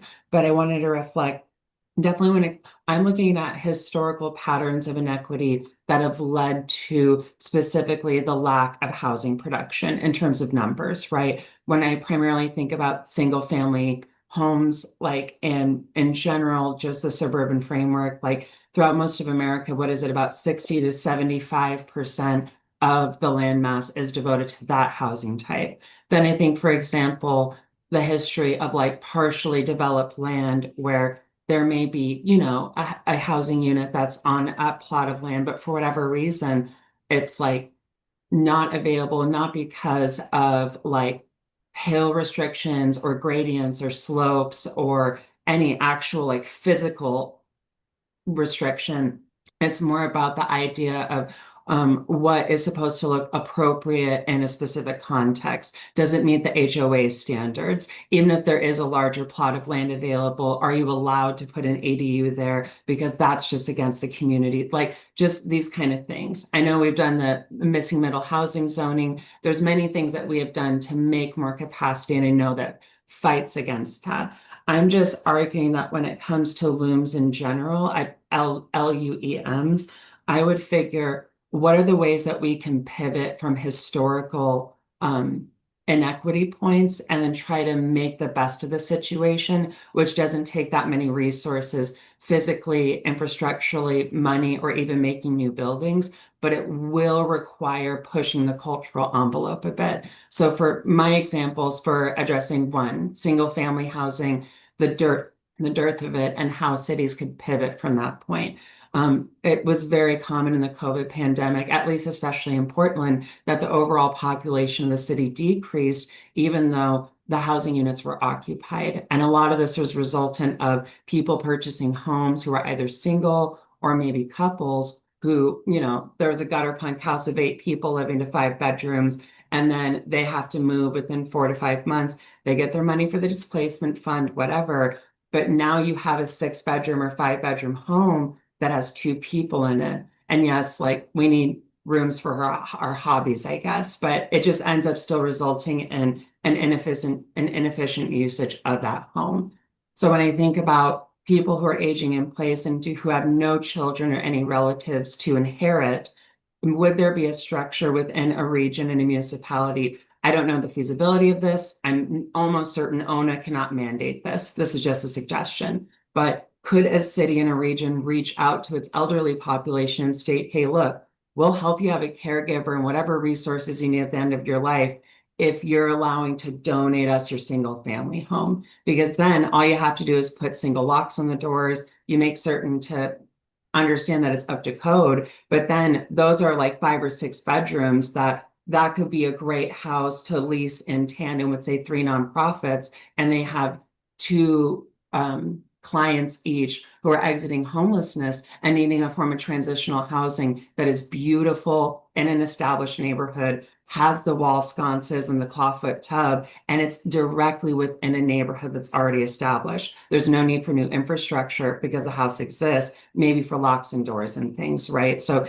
that's a way to pivot a home resource and work in tandem and kind of going outside of traditional ownership, because maybe it's a community land trust, right? That could be headed by that municipality and region. that's a way to challenge a single family dynamic, and especially cis heteronormative structures of my bloodline must inherit it, even though they're moving from Alaska. Like, what's that about, right? And then on top of it, for partially developed land, could people just be allowed to allow people to tent on their property or have an RV there without rent? And there's a lot of neighborhoods and people I know who would be, that's like anathema to their property values. But what I would feel anathema to your property values is the fact that people are just homeless anyway, right? That's going to happen more, period, everywhere, regardless of how many times police sweep camps and everything. So either pivoting with single family home assets or looking at how partially redeveloped land could be utilized. And again,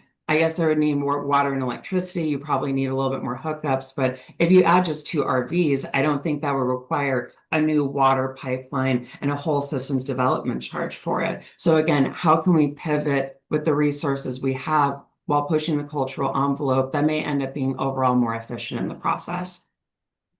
Right. Thanks, Shane. So I'm curious, I don't know, for DLCD, maybe Beth, these are conversations you have around kind of this social cultural use. I don't know if that's part of kind of the contextualized housing needs analysis, this idea of RVs and whether those are counted. So can you put some maybe technical around, I think what Shane's really challenging us to kind of consider is this kind of social cultural use, reuse, reimagination, Karen? Yeah, I would say that kind of social cultural use of even a single dwelling unit home that may have the square footage. I think where I've seen precedents, and granted my experiences in the metro region, but whether it's a nonprofit or for-profit, it's been home share programs. And it could be a CLT, it could be some other type of home share program. But I think those are really great production strategies. So not everything, not all of our house. So Brian mentioned, we're here to address a housing crisis. I would just elaborate on what Brian said, that we're here to address a slice of a very large response needed to a housing crisis. And the slice we're working on are some land use regulations. And within land use regulations, the slice we're talking about today are the urbanization and housing capacity analysis required in housing and periodic housing planning work under the ONA framework.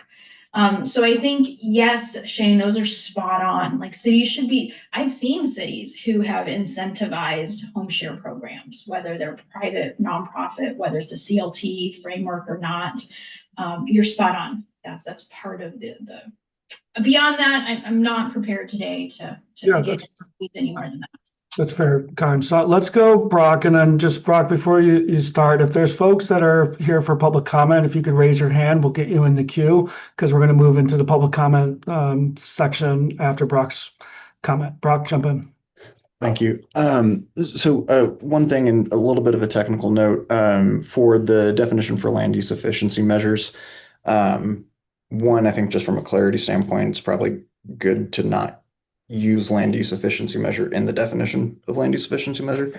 But more broadly, and this was a comment that was raised by Martha Fritzy for Clackamas County on the TAC, although she's not in the rack here. I think she made a good point, so I just want to put it forward for the group about whether land use efficiency measures should just, well, let's just say efficiency measures, whether that should only include land use actions or whether there are other components that could play into that. So, and this kind of goes back to touch a little bit on what Miranda had said, and I think she kind of gave a good example of how to kind of apply this in a thought experiment, right? So, if, like she said, if you way over zone, you increase capacity, like up zone, right, and then the market's not able to meet it.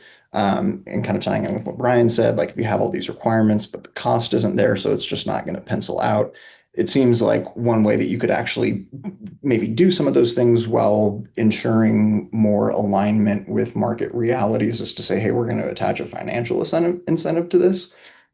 And so while saying, okay, yeah, we're going to upzone, right? Maybe that makes the project not pencil. But if you say, okay, we're going to allow this, we're going to allow you to go higher. And when you do so, we're going to give you a 15% property tax break. Right. And then not only have you said, okay, yeah, it's, there is more capacity based on what's allowed under the zoning, but also it's more realistic that it's going to develop because there's that financial incentive to offset cost. And obviously the numbers are going to fluctuate jurisdiction to jurisdiction, but I think if we were to just say land efficiency measures, I would almost defer to the definition that was in the slide.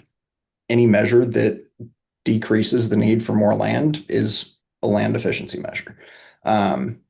So my kind of red line notes, I just scratched out use every time there was a land use efficiency measure. So it was just land efficiency measure.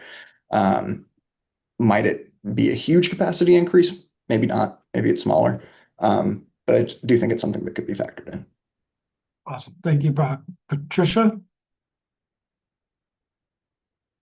Hi, good morning, everyone. I just wanted to kind of ask a question in hearing the discussion and looking at the materials. I appreciate this discussion about the, how to, the methodologies for analyzing the housing capacity. I know we recognize essentially, sort of three different categories of land: vacant, partially vacant, and redevelopable. As I'm reviewing these materials, I know that in the recent past, there was some conversation around setting caps around the percentage of land that's redevelopable that could be included in your land capacity analysis. I'm not seeing any numbers or caps in the memo, in the recent memo. So I'm just wondering, how is the thinking on that changed? And could someone just give me a little bit more insight into that? Yeah, the thinking has not changed, Patricia, but I would refer you to the memo, our background memo, BLI, partially vacant land and redevelopment. Echo Northwest, Beth led that memo. Let me know if your question is answered there. If not, why don't you and I connect with Sure, Beth? because I'd be happy to do that. I will refer to that memo. I just wanted to share that for the city of Portland, being a large city and different than many of the cities in the state, redevelopable land is a big part of the land base, obviously, and a cap on redevelopable land for purposes of estimating housing capacity presents, I think, more of a challenge for the city of Portland. And I'm sure you've heard this, from staff at the TAC level. And I just wanted to kind of raise it up here because I don't hear anyone talking about that. But it certainly is a big consideration for the city of Portland. Yeah, of course. I would say two things. Nobody's talking about a cap. You're right. Let's connect. And the Portland metro region is a little bit unique. There are some very quirky things with your regional government model. And that is my experience. I've only worked in the Portland metro region, so I completely know where you're coming from. But Ted is sort of your liaison to the CowTag. Ted sits there. He's part of this rulemaking, and so he's very well versed. So feel free to connect with Ted if you want to know what's happening at the TAC level. But if there's some specificity around what is the state considering or not considering or why, let me get back to you. Go ahead and visit that background memo, and if there's something unanswered there, please reach out and let's copy Ted so we bring that into the TAC. Thank you. Sure. Thank you so much, Karen. Appreciate it. Thanks, all. Well, let's move into public comment. Ethan, if you want to give a little introduction. Jonathan, thank you for your patience. We'll do a little bit of background, just some context. This is the first meeting that we have public comment, so we're going to do a little bit of description. But Ethan.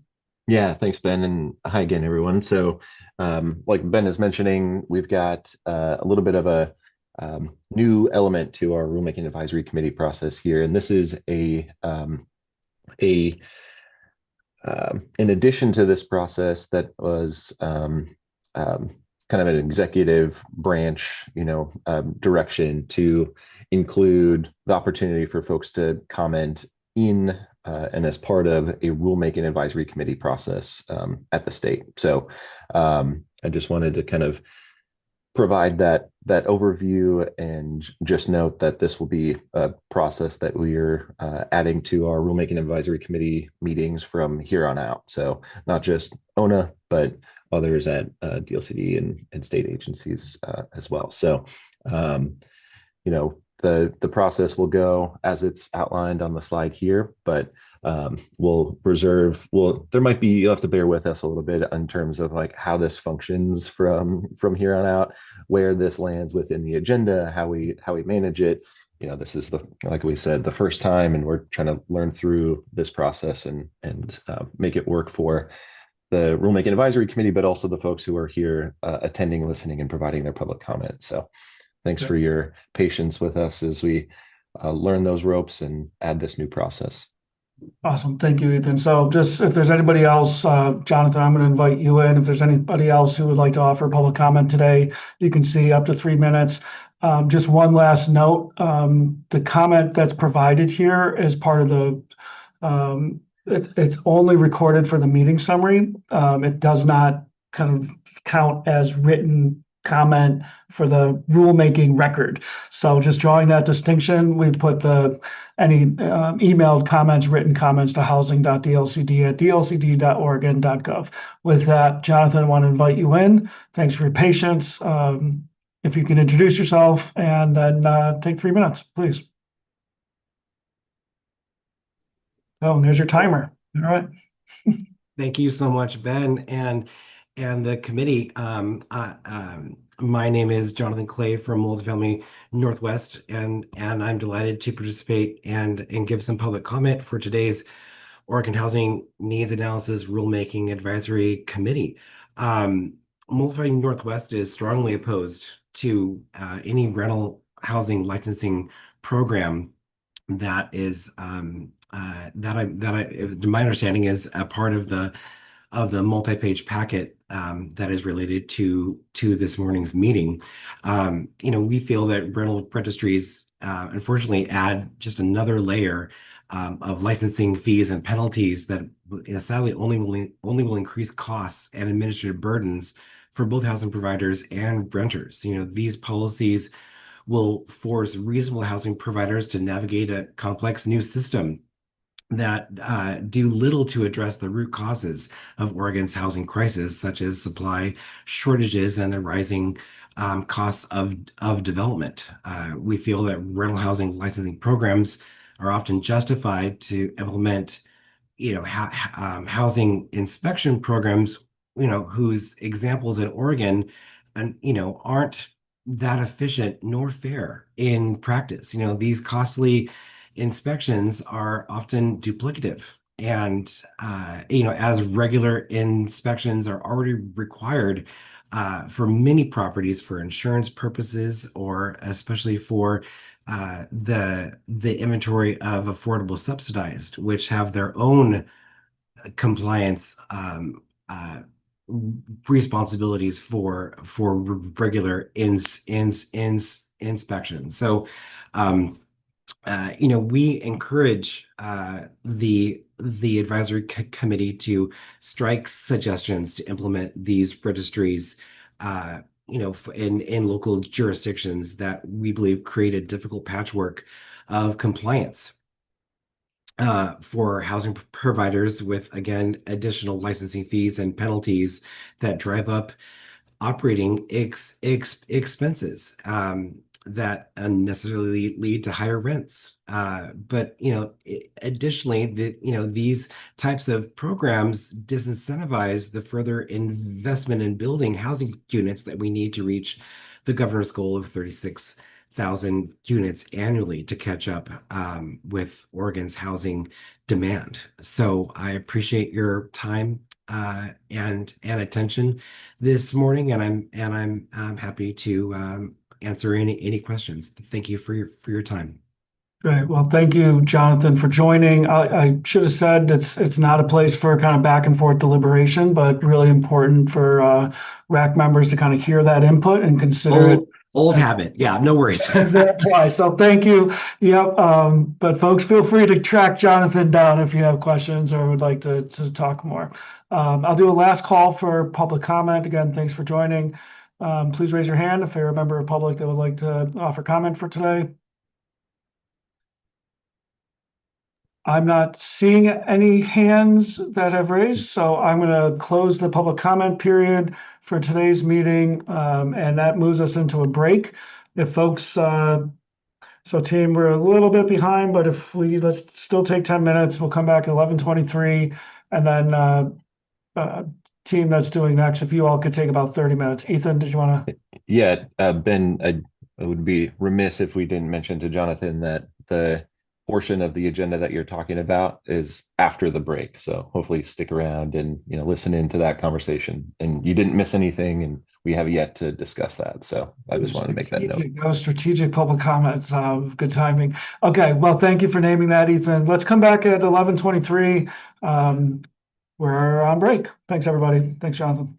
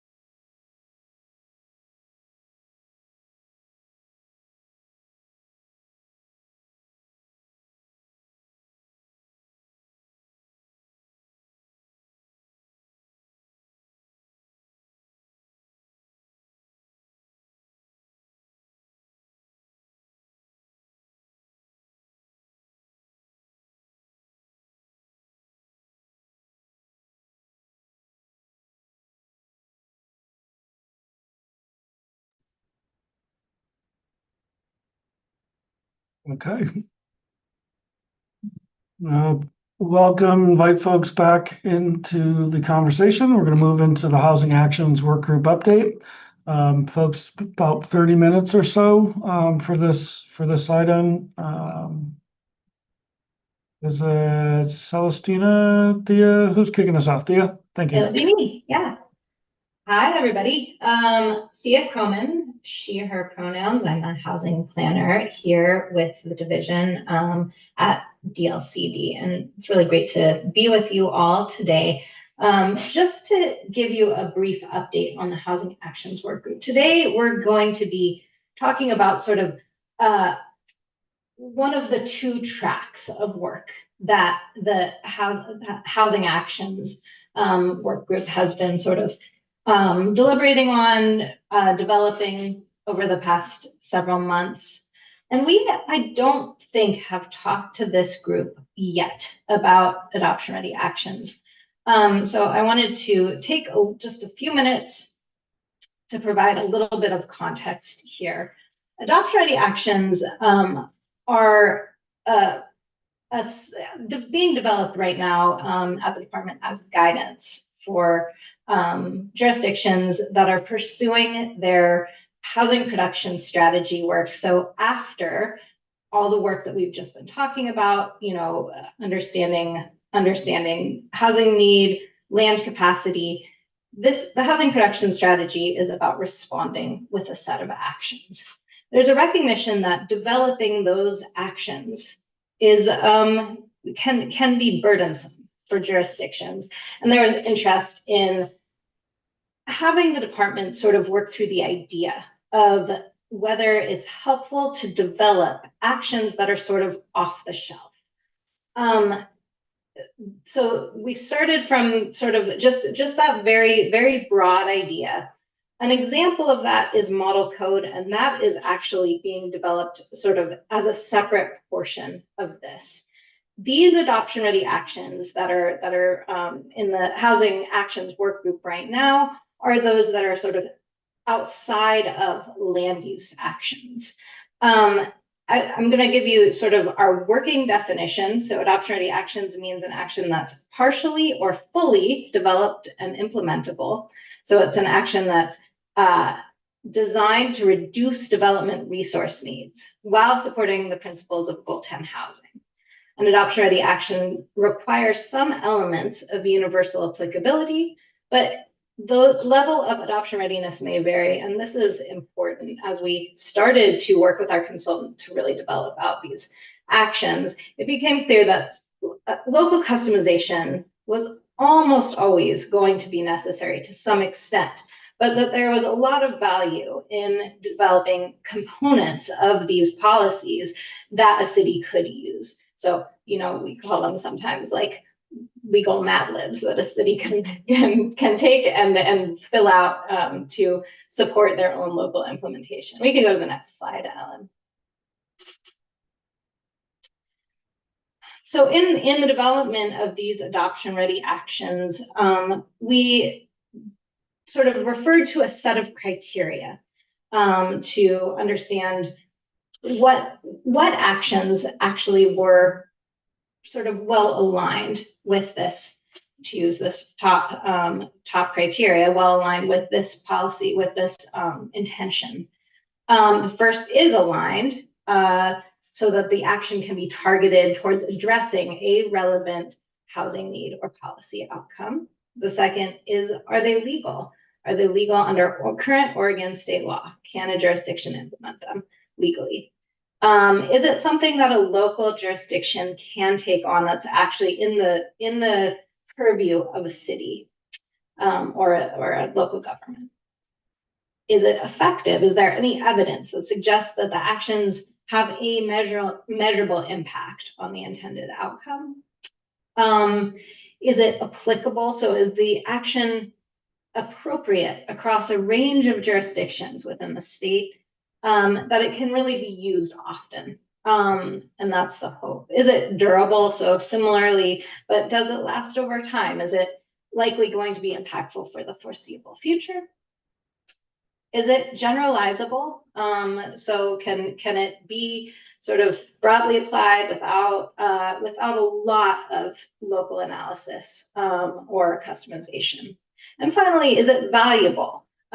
So is having the ARA really meaningfully easier or less costly for local governments in their implementation? So we sort of reviewed a huge set of actions with these criteria, then applied a framework that you see over here on the right side of the screen that's kind of assesses how easily or how immediately implementable an action is, and we categorized sort of the many actions through this framework. So level 3 is it's immediately adaptable and implementable. You can take it off the shelf, plug it in, and it's good to go. Level 2 are those actions that are largely developed, but really will require a little bit of local tinkering. And level 1 are those that are sort of the frame is partially developed, but they will require substantial local preparation. And I think you'll see that the vast majority of actions as you sort of apply this framework kind of fall into that level 1 category. There are a few that are in level 2, and in this first set of actions that were developed as adoption ready, there's only one level 3 action. So that kind of gives you a sense of how to understand how these were selected and categorized. We can go to the next slide, Ellen. So this is the set of adoption ready actions that are sort of developed as almost like a pilot to see if this is a really effective use of state resources that cities will be able to use in the, according to the criteria that we had referred to before. And I just wanted to sort of pull these up to show you there's a lot more information about each of these, but I wanted to sort of show you on the left side, there's one level 3, we have 3 level 2s and 3 level 1s in this first set of adoption ready actions. We can go to the next slide. So I mean, there's as you all know, if you looked at the memo, there's a vast amount of information contained within each of those adoption ready actions, and I want to give us space to dig into those a little bit. But I just want to sort of just frame this all out really quickly. The next steps for the development of these adoption ready actions are focusing in on the areas that have high impact potential and are particularly useful to government practitioners. So that's something we would love to hear from all of you about. We are also working to make them even more generalizable across a range of needs and of key housing needs specifically. Developing tool modules that can really support a range of actions to support focused housing outcomes with additional options for implementation. So these are sort of those elements that can be separated out from different tools, from different actions to support those tools, like a funding mechanism, for instance. We can talk a little bit more about those as well.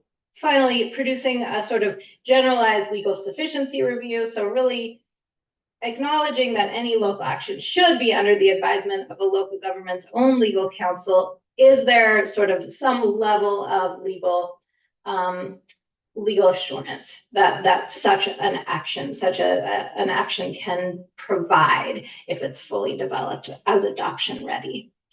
We can go to the next slide, Ellen. What we want to talk about today with this group is how these adoption ready actions, this slate of adoption ready actions, responds to the Housing Actions Work Group policy objectives that have been guiding the work so far and kind of need to remain central in any policy that we promote. Just in brief, those are to promote inclusive zoning, to enable a diversity of housing options, to produce and retrofit homes in high opportunity areas that increase housing choice related to equity-driven needs, to streamline housing development processes, and finally, to increase community capacity and resilience in support of equitable housing production. We can go to the next slide, Ellen.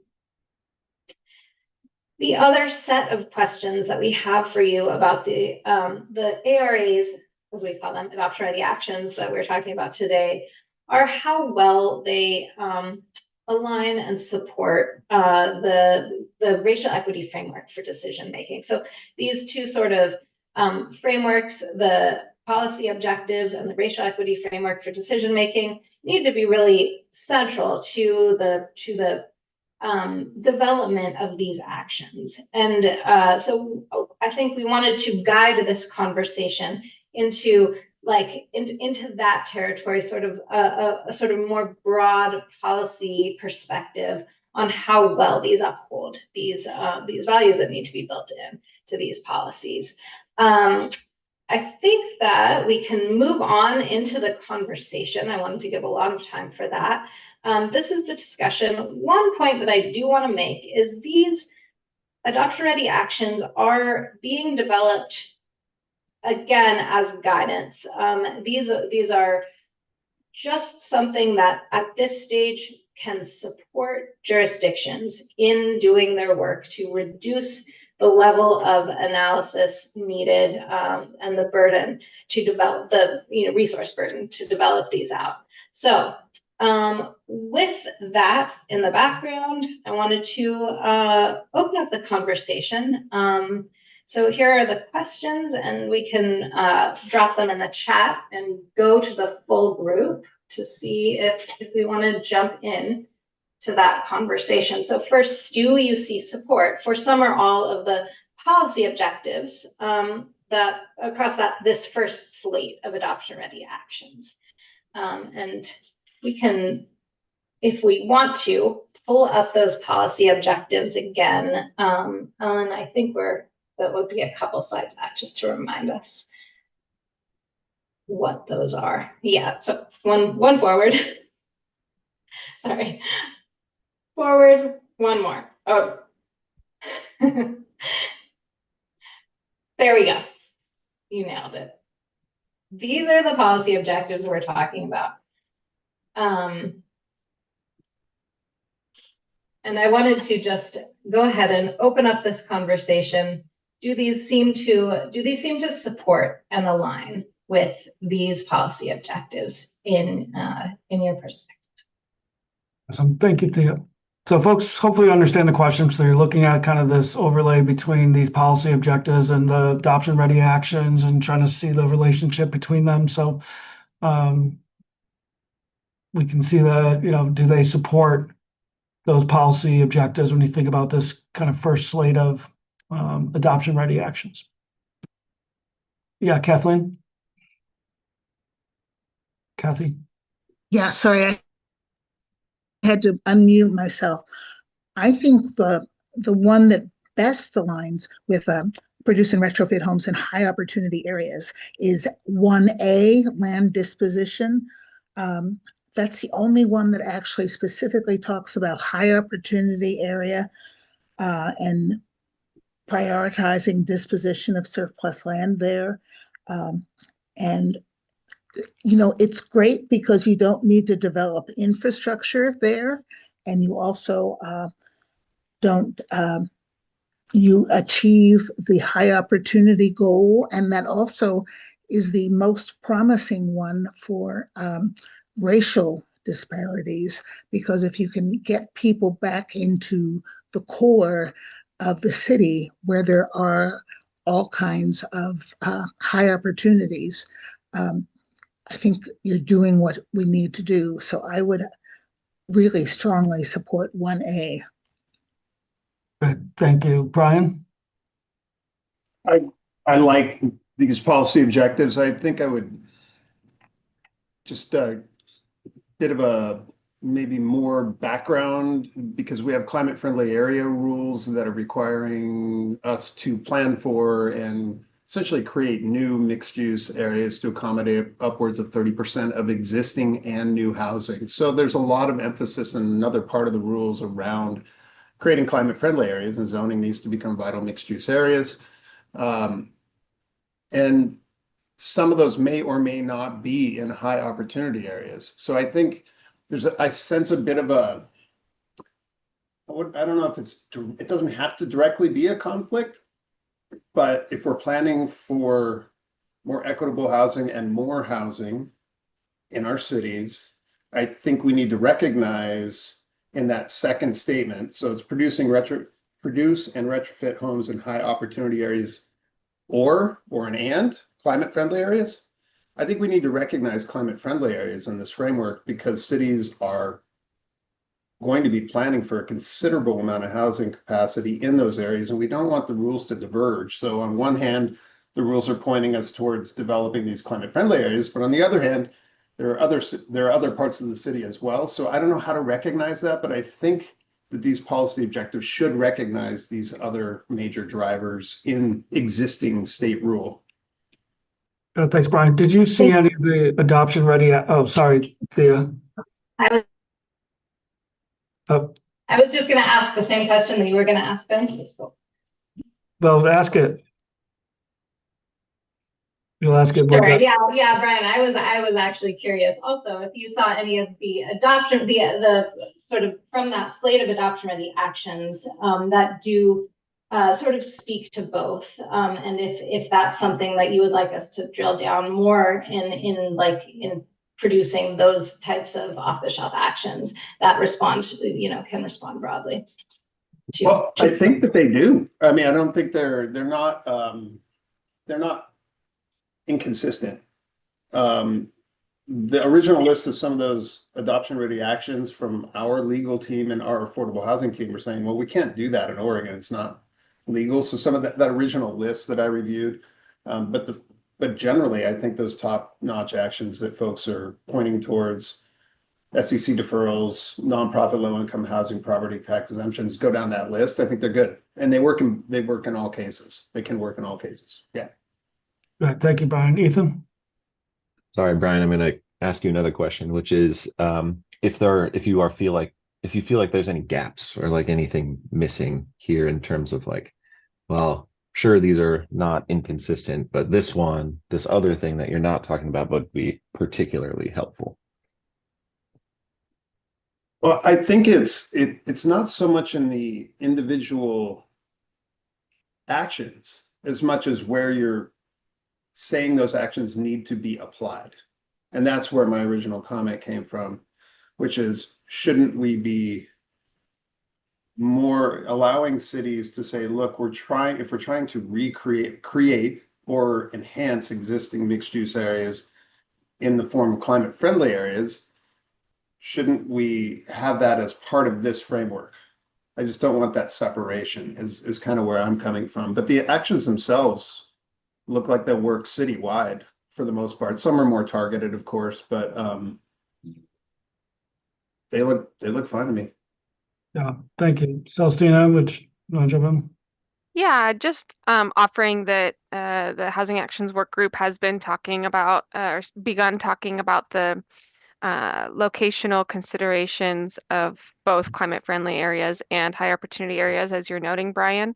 And one of the opportunities that's available when thinking about the frame of high opportunity is actually to consider what kinds of housing needs there are in those areas, even if they're not always climate-friendly areas. So while there is a charge, as you've mentioned, specifically to, for example, bring mixed-use development and specific density into climate-friendly areas, how do we understand the rest of our jurisdictions as well, relative to how many community assets or how much exposure to harm there may be, and what does it look like to increase housing choice, even in high opportunity areas that may not squarely also be climate-friendly areas, and in some cases they're not. And that's part of the framework here, is to, again, understand the entirety of a local government and the various sub-locations therein, and start to understand how we can be responsive to those different locational settings. Thanks, Celestina. Brock? Yeah, I'm going to kind of flip the first question on its head. I think that all 7 of these have had support. I think 5 is the only one that's had opposition. The rental housing license program that Jonathan spoke to, and for all the reasons that he mentioned. Thank you, Brock. Other thoughts on the relationship between the kind of suite of adoption ready actions and these policy objectives, and maybe simultaneously, as and Anita, I'll invite you in as well if I don't see any hands, to start thinking about that same type of question as it relates to the racial equity framework. So as you look through these adoption ready actions, how are they contributing and aligning or not with racial equity framework? Alan Hines, please. Yeah, I really appreciate you guys and Actions. yeah. Yeah, I want to say I really appreciate these actions. They seem to Diversity. They seem to be really promoting density. which will accessibility to services. Which will help accessibility. Of course. Which will help accessibility, of course. They also accept not having that the neighborhood helps every range of population. Helps A range of population. a range of population. A range. A range of and having denser neighborhoods helps a range of our population, a spectrum of our population. Yeah, In particular, lower income communities. Has services centralized area. It also helps to have services in a centralized area nearby for lower income communities. There's a further market requirement. And also there's affirmative Market requirement. There's also affirmative marketing requirements. We know why this is the that's talking and yeah, as a third right, it's accessible. We've heard over the years landlords and others saying that they have a hard time finding the disability communities in order to fill the units that are meant for us, the accessible units.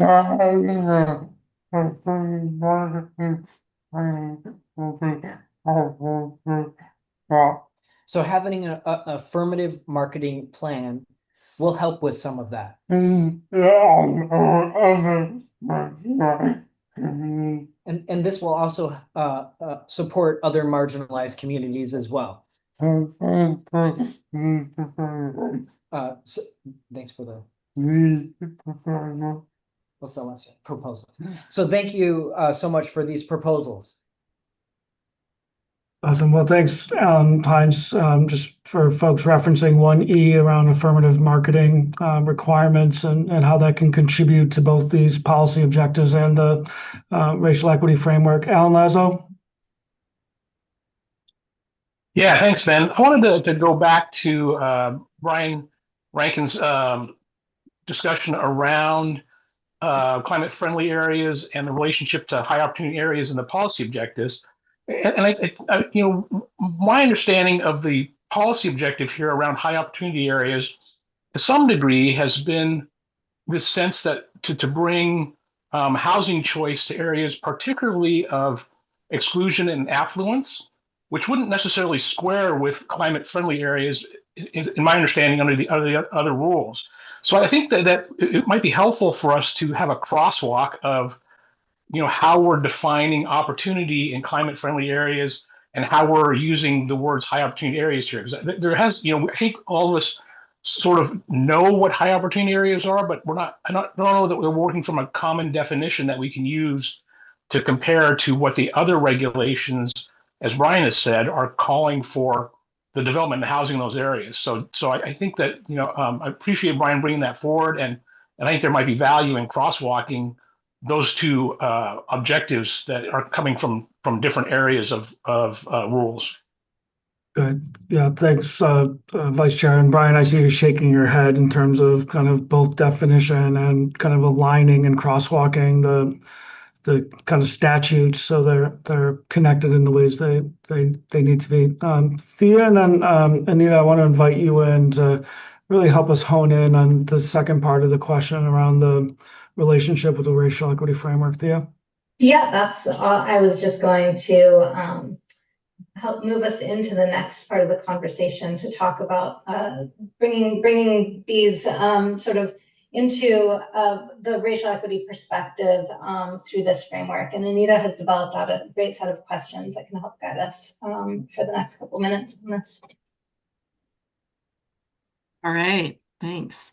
So I think I'll just raise a high level question on all of these. And we heard some testimony on possible impacts to rental landlords, but we're looking at what could be some unintended consequences from these adoption-ready actions on communities of color, and so or affordable housing types of people who need affordable housing and accessible housing from an income level, and maybe some of you folks who are housing advocates and affordable housing developers in particular can think about not only on you, but actually the community folks that, we're focusing on. So let me just put that out there because there's some really great things in here, but what could be some unintended consequences? So thank you, Anita.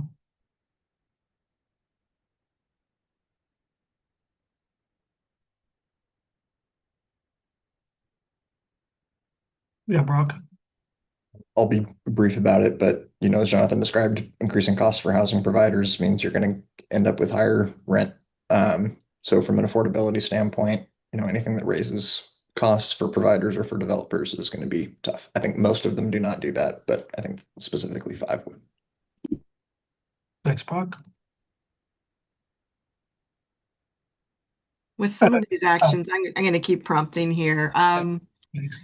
Are there some, I guess, accountability measures that you think should go along with these? I know that it may raise the cost, but then also, how do we know that these are going to be effective, especially for the kind of communities, that we have priority for focusing on? So are there any accountability ideas with these, either locally or yeah, what should they be? Looking at the affirmative marketing, the licensing program, multiple unit property tax exemption.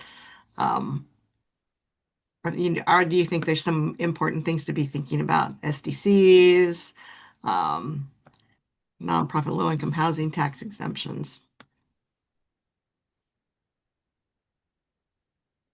I would just also just invite, as folks are pondering the question, if there's also clarifying questions to better understand kind of what the impacts of any of these, or what the perceived or proposed impacts for some of these adoption-ready actions might be, to be able to answer that question more fully. So don't be afraid to ask that follow-up question.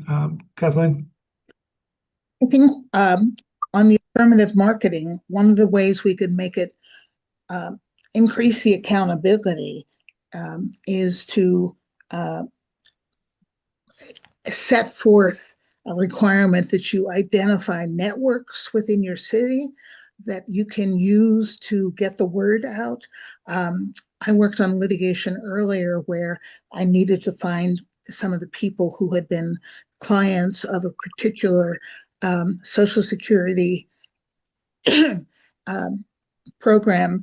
And in order to find them, I reached out to all the social services agencies in the city, and they were very responsive. They've got a network in place, and I think requiring the city to identify a network that they're going to use for the affirmative marketing would be a good increased responsibility. And I also think it needs to go beyond the initial use or sale. You know, 2 weeks was proposed in Seattle for the time, but I think every time a unit turns over, it should again be made available first to the people to whom it's targeted. Yeah, thanks, Kathy. Alan, go ahead. I had another question, but Yep, Alan, jump in. Yeah, thanks. I think in response to this line of questioning in the sense of what's missing from these adoption-ready actions, or what the unintended consequences we might see that aren't being addressed here, I think really are around potential displacement of residents, both displacement of residents and a lack of investment in areas where folks might want to stay. So the opposite of displacement, right? Can we incentivize investment in areas where folks who might not see investment would prefer to stay?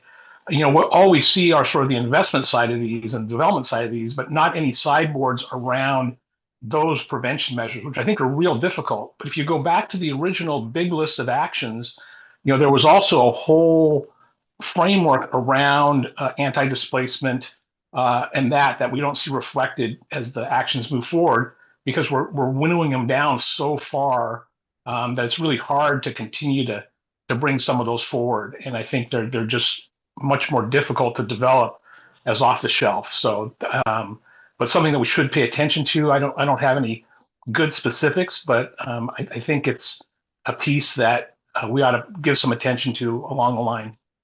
Well, you preemptively responded to the questions I was going to ask you, if there was either a ARA kind of adoption ready action concept that you've seen that should be deeply explored that does relate to this, to anti-displacement. So I think you said, no, but maybe I'll come back to you, Alan, if something comes up. Miranda? Yeah, I actually would like to just kind of give a thumbs up to Alan's comments. I've actually seen some concepts from other places whereby like increases in property values and revenue is provided back to local residents who live in the area that are at risk of displacement, for helping them essentially generate wealth off of the neighborhood generated wealth. And that could be for local businesses, also for long-term residents, and or reinvesting back into like preservation of rental properties that are in the area without it displacing residents by increasing prices. So being able to sort of take that tax income or increment that's generated, it's not really a renewal, but taking some of that wealth and pouring it back into housing initiatives in the area that prevent displacement. So I would echo that. And it kind of feeds into one of the comments I have in terms of thinking about impacts. I serve a city, so I'm going to speak from that point of view. A number of these reduce money coming into the city's budget. And that is like when we think about how city funding works these days, it is extremely tight in a way that it never has been before. I mean, we're seeing almost zero money from the state, zero money from the federal government. The cost to provide service are extremely high. I'm seeing budget cuts in most cities, which is going to constrain our ability to do this work even more. And so the more that we reduce money coming in, especially if it's not for things like affordable housing or for housing that provides some other type of community benefit, or like the preservation and anti-displacement, like that's a way in which we're putting money in and it has this greater good per se. And so that like the money is redirected as opposed to like money that's just never coming in. So like I'd like us to think about that in terms of like exemptions are very difficult. So when we're just talking about like giving a tax exemption for density, like while that sounds great, that is extremely difficult to make happen because we need tax revenue in order to pay for the things that our citizens need and frankly deserve. And so like thinking about how do we maybe redirect money as opposed to just not getting money is something I'd like us to maybe think about as we go down this road, because it's going to just become more and more challenging for cities to meet our basic level of service and things like this are going to be more and more difficult for cities to participate in. Yeah, thanks, Ryan. I appreciate this. This is maybe part one. I know y'all framed it as the first slate of adoption ready actions, and I'm hearing a couple things. One, just Alan and Miranda and others that right are there opportunities to mitigate where these adoption ready actions may contribute to risk, and displacement was kind of specifically named as one of those. And I don't know if that's like 1A.1, right? Do these things have to go hand in hand? So you can't do one without the other. You all had to navigate that in those conversations to try to say, if that is an unintended consequence, how do we mitigate for it? And then Miranda, I appreciate your comment, right, around just not losing, right, both city, I guess for city and county, right, municipalities that provide basic services for people's lives that, have these other impacts and consequences, even if they may be developing or contributing to penciling out of some of these affordable housing projects and development. So, part one of a conversation, I recognize, we're right at time. I think this will be a conversation that we'll need to come back to. And I appreciate the way that folks are kind of grappling with, both kind of big P policy conversations and the kind of CFAC and other kind of rules relationships, but also kind of really starting to imagine kind of how do we not replicate where some of these things have created harm in the past. And so, Anita, you've done a good job of continuing to frame us up with how we think about racial equity and the framework and the components of that framework. And I know we were just getting into it. So I don't know, Ethan, if you wanted to provide any closing comments. Our next meeting is July 9th. This was a great discussion, but Ethan, do you want to close us out at 12 o'clock? Super quick. Yeah. So like Ben mentioned, the next meeting is July 9th. The meeting after that is late August, and we won't have another meeting until October of this group of the Rulemaking Advisory Committee. So you'll see, we're kind of got two meetings in quick succession here in June and July. Then we give some time, and that's like true. We will be drafting versions and, updated version of rules for your consideration in August and then October. And we're moving, in that time period, moving pretty quickly into, the decision-making process with all of the great feedback that you all provided here today, but also throughout the entirety of this process. So we look forward to engaging with you in July, August, and throughout the rest of the year in other means and other venues. So much appreciated for today, and we'll see you all very soon. Right. I'll just put a last reminder. I mean, we were just kind of getting rolling on this conversation, but if there's things that come up for folks, right, emailing dlcd@dlcd. Whatever the rest of the email was that we put in the chat a number of times, right? Not necessarily for the public comment, but for DLCD staff. So this is a great opportunity as you all kind of take the gears that are moving in your brain and provide some additional input. That would be wonderful. So with that, thank you, Ethan. Thank you, everybody. Thanks for a great conversation. Have a wonderful day. We'll see you next time.